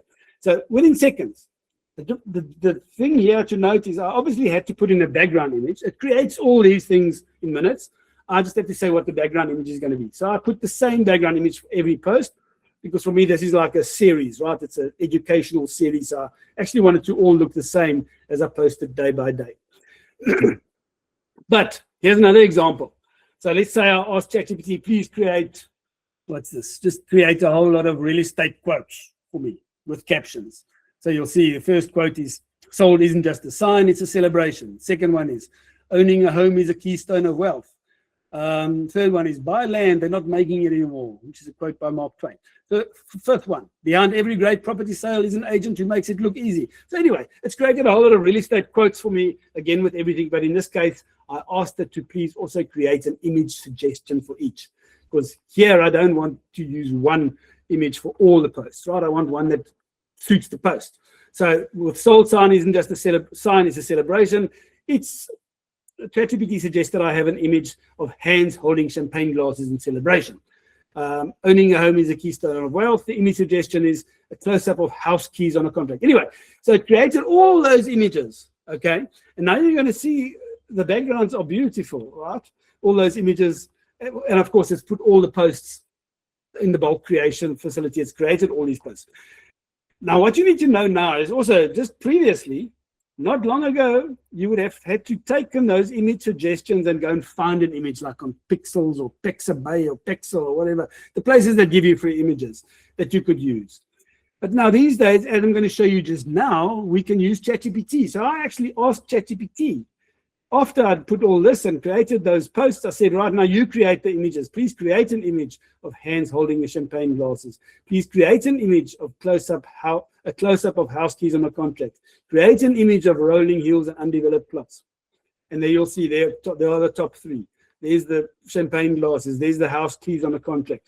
These images were created by ChatGPT, and then the bulk posts were created by Canva.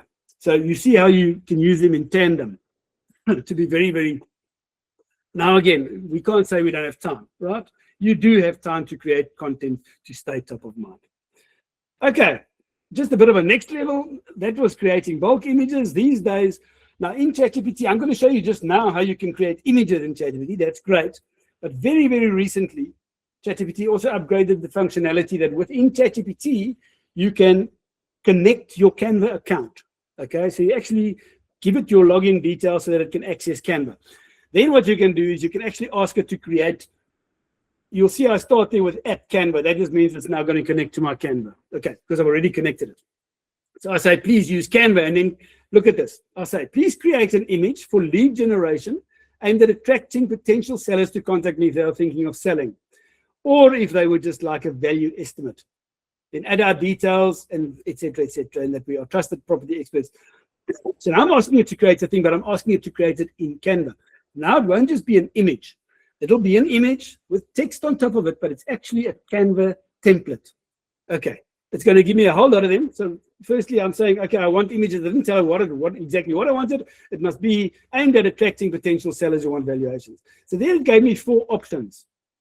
Okay, one looks like that, thinking of selling, 4 options. Which is great. These are nice, okay, based on what I asked it. You can ask it for anything. The difference now is that's not an image that I'm just going to copy. I can actually now modify this in Canva. I click on that image and it opens up in my Canva.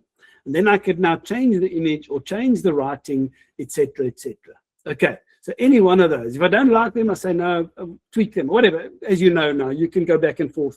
But now it's actually creating a Canva template, which opens in your template, and you can now edit the text, etc., etc. Things are happening fast. Okay, so there it is in Canva. There you see I clicked on the one. There's my Canva. It's opened in Canva now. I can go and edit it. Okay, wonderful.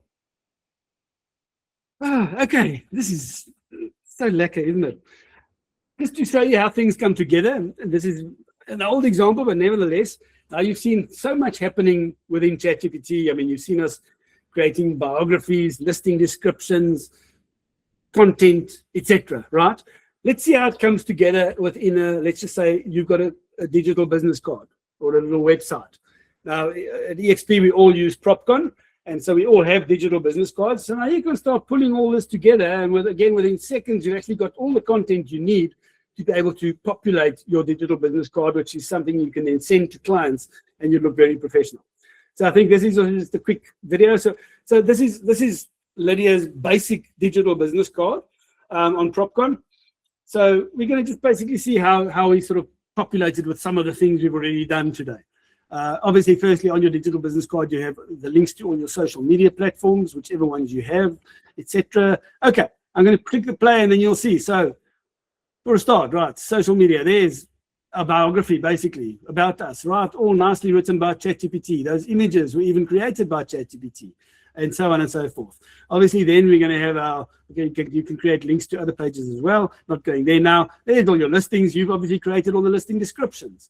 Then you can add articles onto here. So now, obviously, this is content that I have created using ChatGPT, right? I now make videos as well for those, which you don't necessarily have to do. Anyway, but you're starting to see how that all comes together, how you can very quickly have content of many sorts to do very, very many things, apart from all your social media visibility.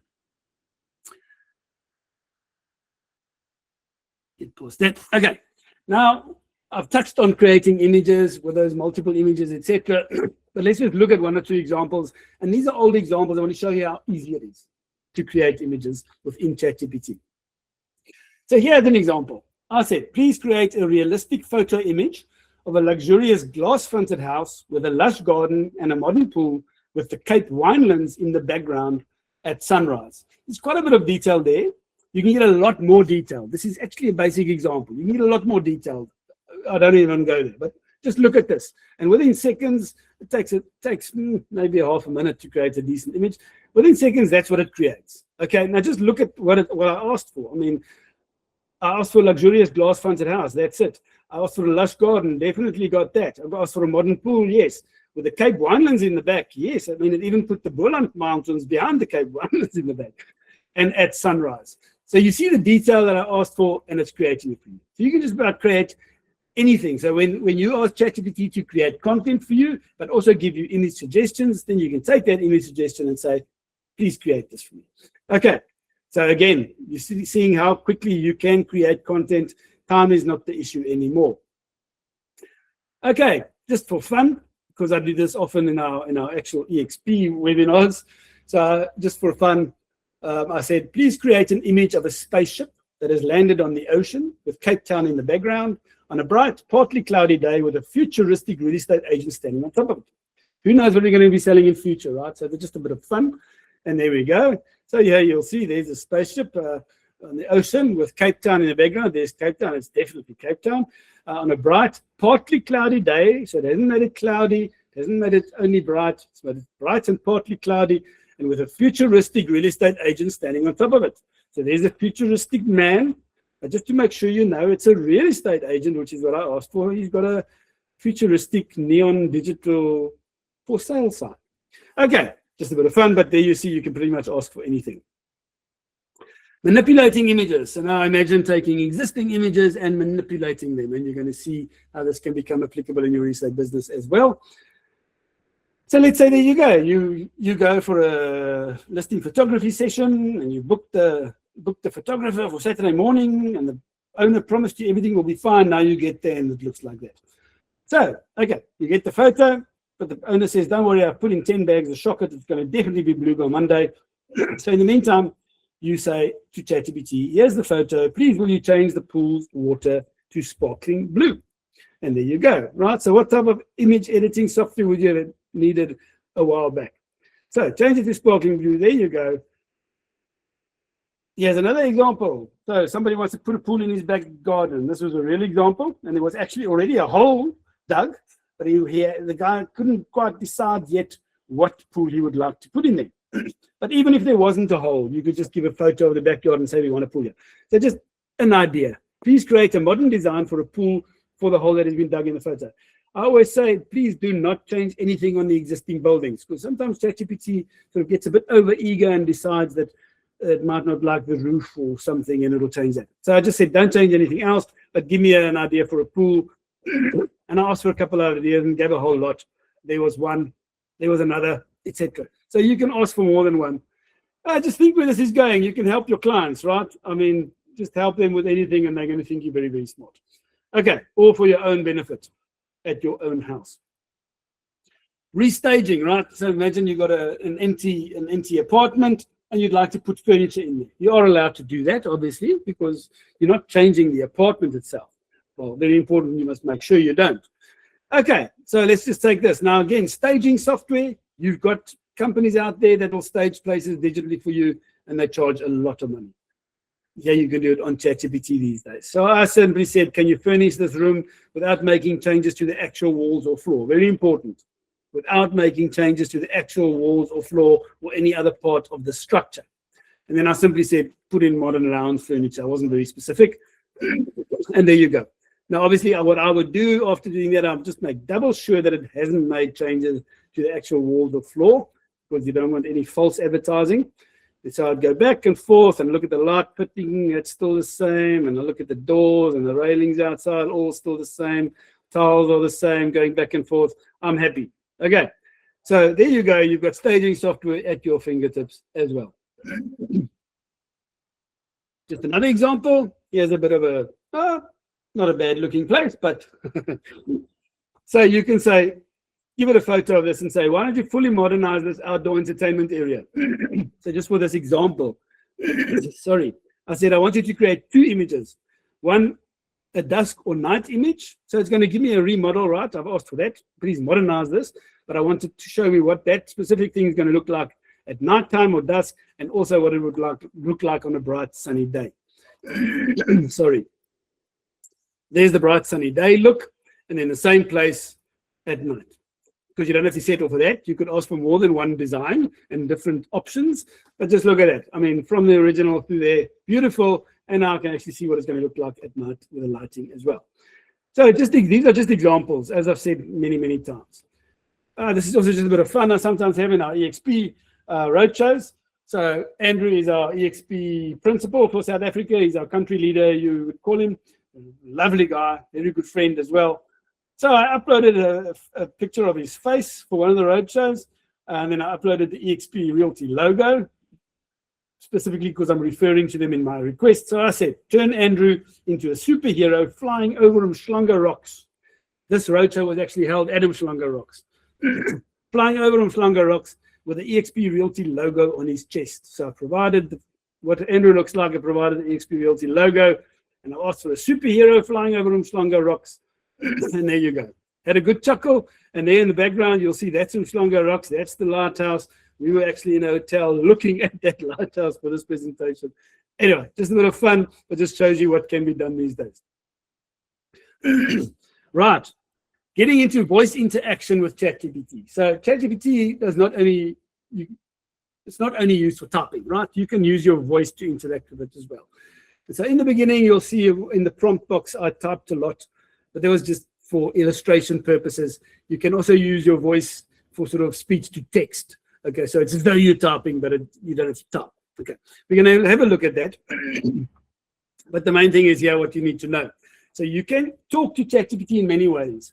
Firstly, speech to text. So that's, you don't feel like typing.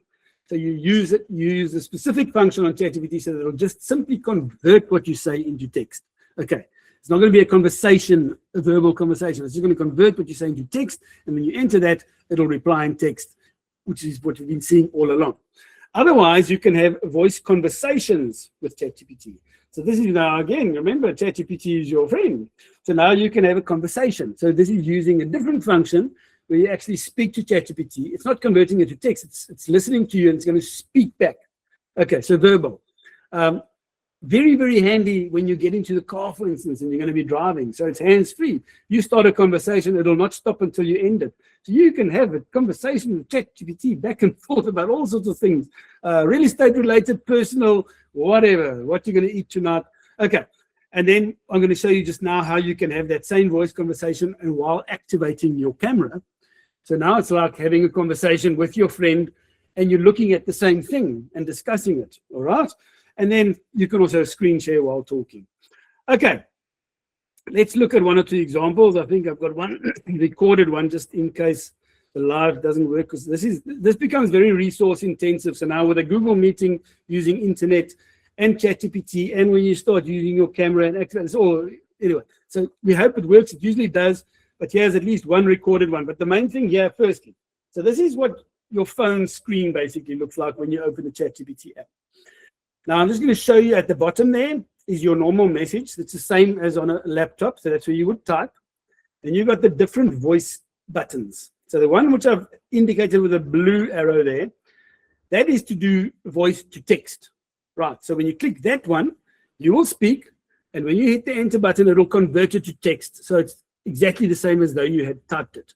You then look at the text, and if it's all correct, you enter it, and it's as though you have typed, and it'll type back to you. The one on the right where I've put the green arrow, it's got like a little, almost looks like a sound wave. When you use that one, you're going to be having a conversation with ChatGPT. Okay, so you're all with me there. So what I'm going to do now is I'm going to quickly, I think that's my next one. This is a recording of a conversation I had with ChatGPT. Probably just have to up my volume. And we'll go live just now and do similar things as well, but just in case the live doesn't work, at least we've got one recorded one. So this is just a recording of me having a live conversation with ChatGPT, so you can hear what it sounds like. Oh, come on, ChatGPT, be honest now. Is it really possible that Lydia is always right and I'm always wrong? Oh, I'm no relationship expert, but I'd say...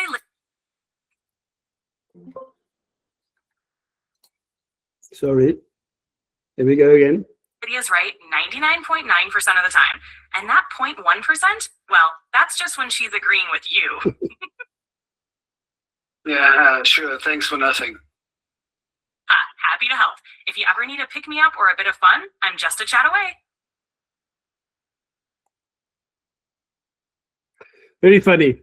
I always say, Lydia and my ChatGPT are in cahoots. I think when I'm sleeping at night, Lydia goes onto my app and she and my ChatGPT have conversations and start deciding how they're going to handle me. Anyway, just a bit of fun there. So what we're going to do now is I'm going to quickly go out of that and let's go to a live. So what I'm going to do, I think here I'll just do this on the laptop, because you can do the speech to text on the laptop, because then you can at least follow along as I'm doing it. So now I'm going to be using the little microphone one there, right? So when I activate that, it's going to record what I'm saying, and it's going to convert it into text when I ask it to. So again, it's not going to be speaking back to me. It'll convert it to text, and then it'll do what I ask. So here, I'm going to read a prompt, which I've done here, so that it's dual. So firstly, you're going to actually see how it converts it to text and answers me, but I'm also going to make it real estate related and look at the advice I get back for the specific problem. Sorry. Right. So I'm going to be activating that, and then I'm going to be speaking. Hi, ChatGPT, please help me with this problem. I sent my seller a low offer on his property. He was quite disgusted that I sent him such an insulting offer, as he put it. Please will you help me to draft a polite but factual reply to my seller, explaining that I have a duty to take and present all offers to him. And add that sometimes buyers make cheeky offers to try their luck, but then they end up paying a fair price in the end. So let's just give it some thought and decide together how we are going to respond to the buyer. Right, so now I've spoken, I've hit the enter button, it is busy converting it to text, and there you see it's the text, right? So I haven't asked it yet. It's as though I've now typed that, please help me with this problem. I send my seller a low offer. So I can just go through this, make sure it's all correct. I'm not going to do that now. I'm going to just assume it's correct. So now I'm hitting it. So it's like after I typed, but now instead of me having to type all that, I could just speak it. So now I'm entering it and we'll see what ChatGPT comes with. So it's a dual purpose. Let's also see what the answer is. I've asked it, you know the situation. You give your seller a low offer and he's very upset with you, right? Anyway, so I'm asking it for a polite answer, which I might not be in a good state to give a polite answer at that stage when the seller's accusing you. Anyway, so let's see what it says.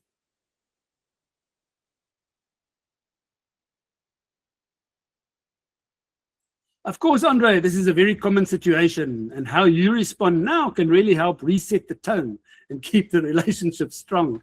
So below is a polite, calm, and factual email that will acknowledge the seller's frustration, but also clearly explain your legal and professional duty, etc., etc. So let's see what the email is that it came up with.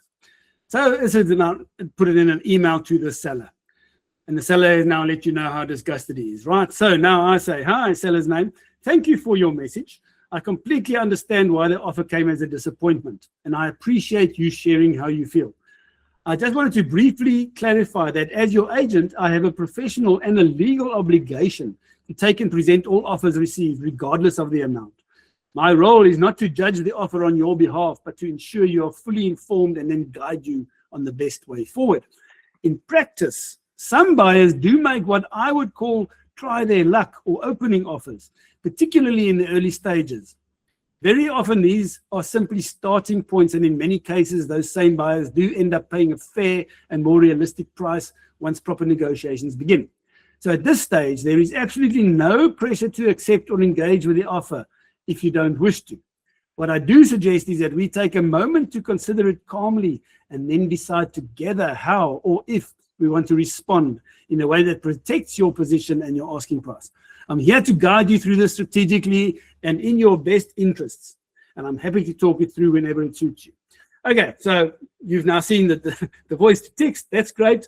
But again, just a lovely example of how you can just sort of diffuse a situation when you don't. I would not probably have spent hours trying to write this email, and it would keep on coming out wrong. Anyway, so a bit of a dual thing there. So nice to see that. Let me now go on to a live voice conversation. Now for that, I'm going to be doing on the phone.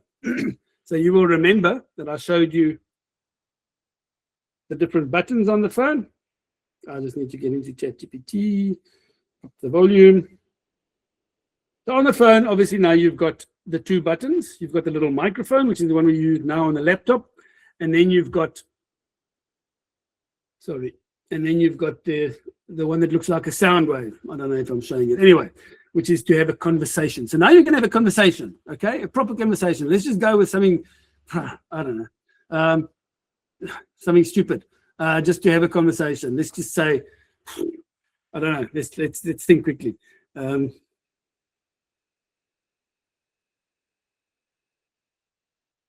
Okay, let's try this. So I'm going to start speaking, and ChatGPT is going to speak back, right?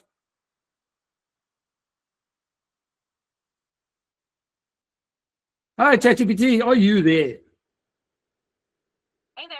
Yep, I'm right here and ready to help. Just let me know what you need. I'm on my way to a seller now.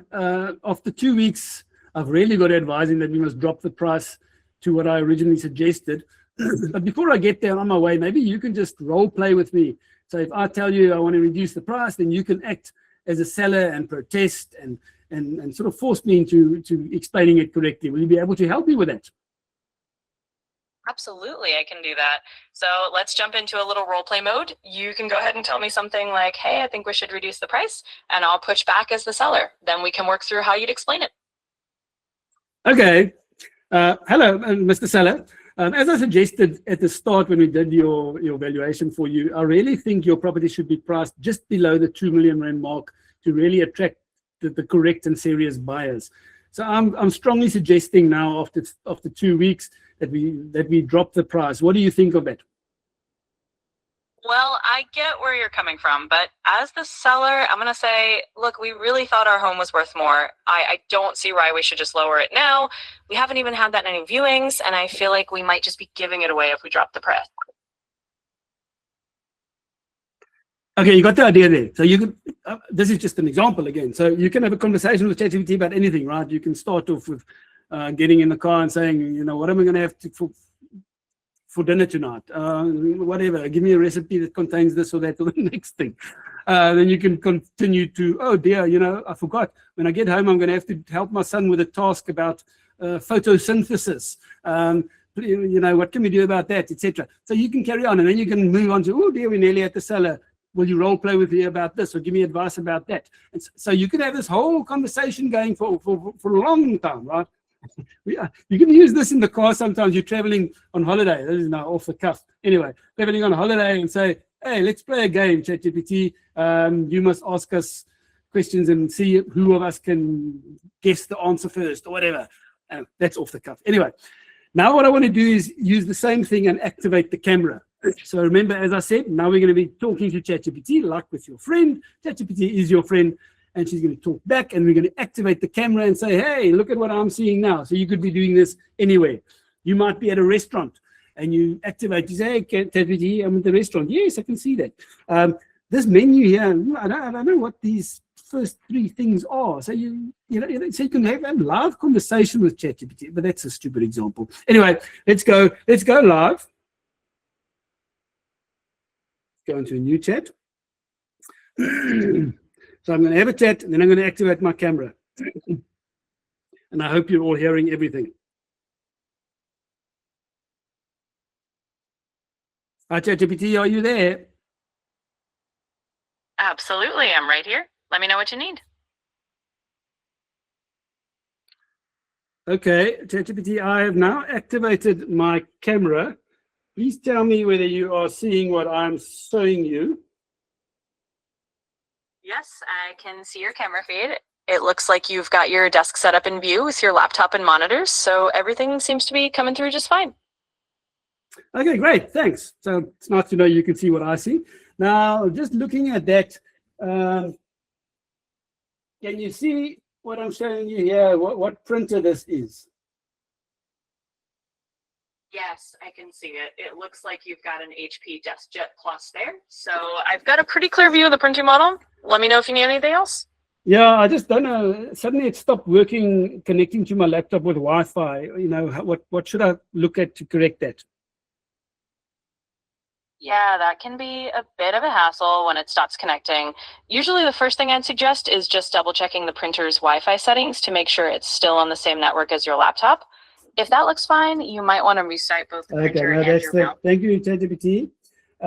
Just over here, while I'm busy, on my laptop, I've got all these funny F buttons, F1, F2, F3, right up to F12. What on earth are those for?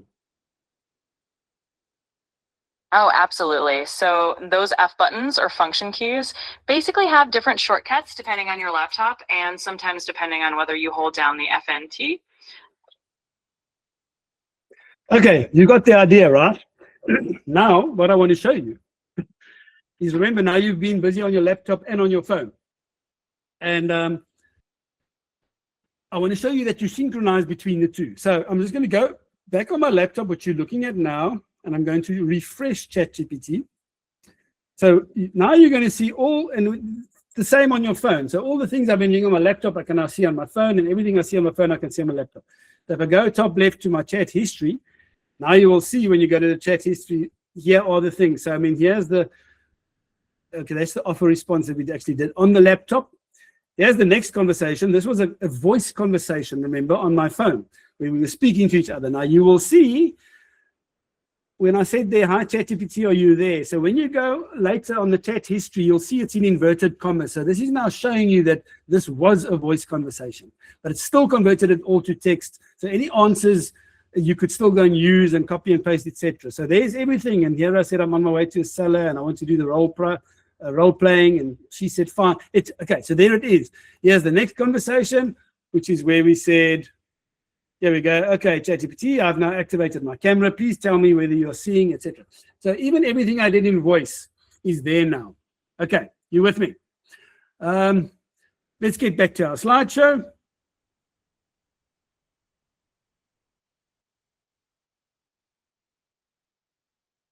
Right, so exactly as I said, now the nice thing is you've got cross-device continuity.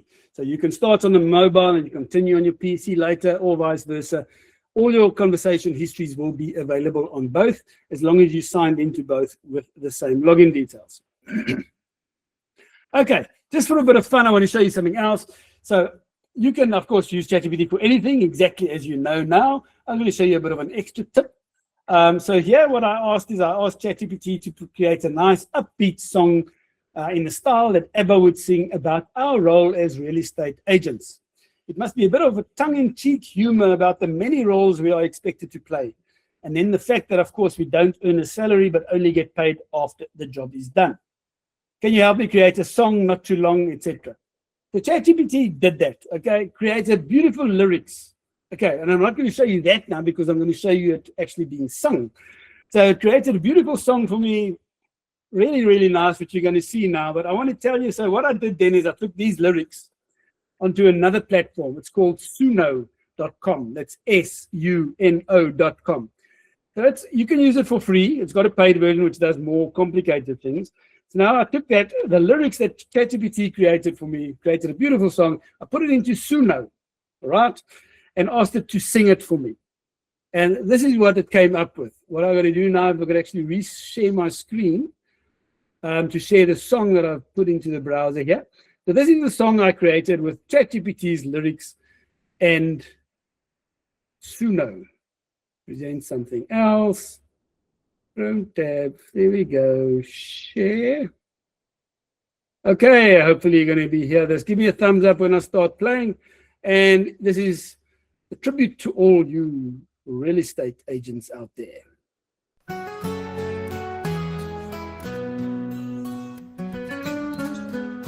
We're part-time shrinks and marriage guides. We juggle dreams and moving tides. We fix the lights, fluff all the beds, then talk some sense in buyers' heads. We stage with style, we scrub and sweep, and give advice for free, not cheap. We're tour guides, planners, child entertainers. We deal with cats, alarms, and angry neighbors. We calm the nerves, we pour the tea, and act like therapists professionally. We know the laws, the cracks, the zones, and still reply when you text our phones. We chase approvals, figure docs, explain what suits and climbing costs, negotiate like pros with flair while sellers change the price mid-air. We dodge delays and pray each day, may the buyer's bond come through. We say we know the laws, the cracks, the zones, and still reply when you text our phones. We chase approvals, figure docs, explain what suits and climbing costs, negotiate like pros with flair while sellers change the price mid-air. We dodge delays and pray each day, may the buyer's bond come through. We say, oh, we do it all and still look grand, smile on our face, contract in hand. From morning show to late night call, we're agents, baby, we do it all. And just remember, with all that flair, we only get paid if you get there.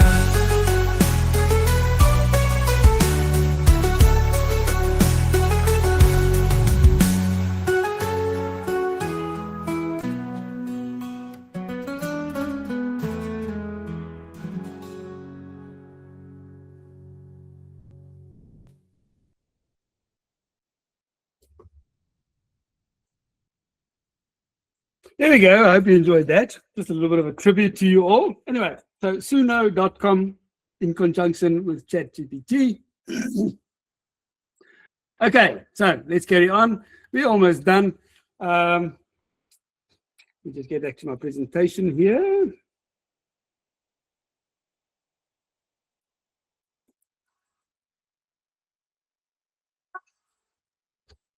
Okay, so you've seen now that what I'd call the basic uses, but it's also quite advanced.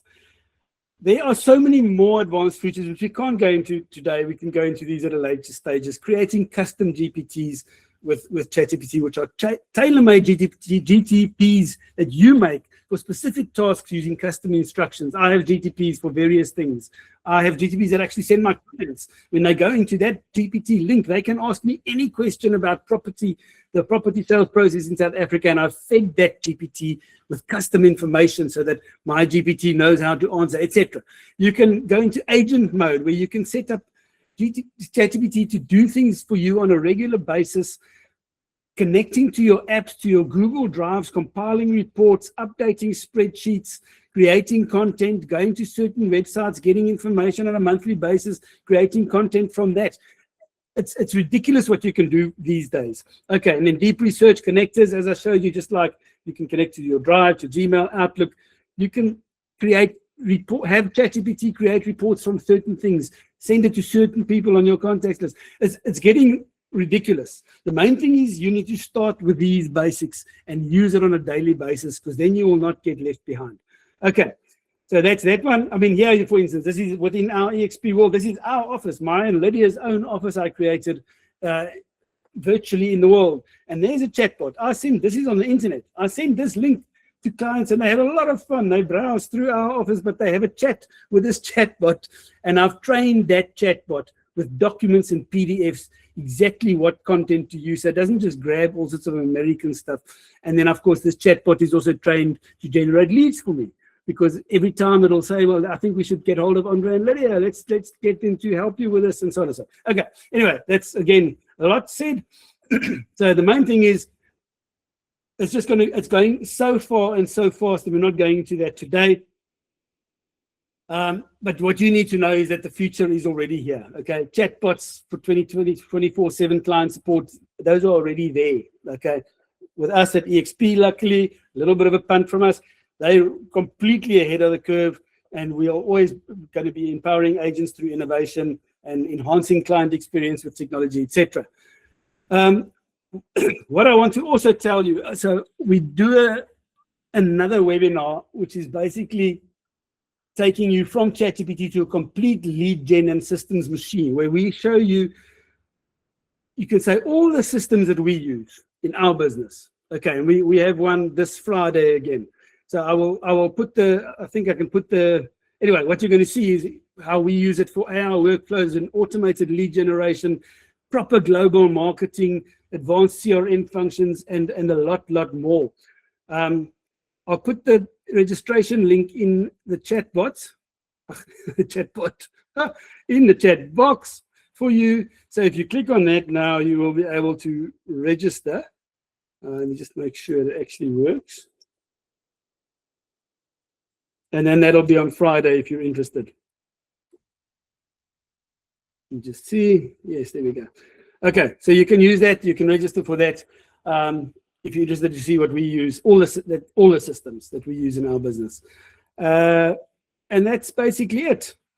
So again, we're back here. Embrace technology or get left behind by those who do.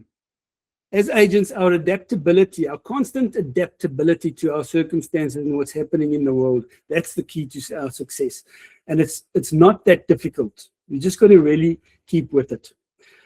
Anyway, that was, we're touching on basically 2 hours, and most of you are still here. Well done.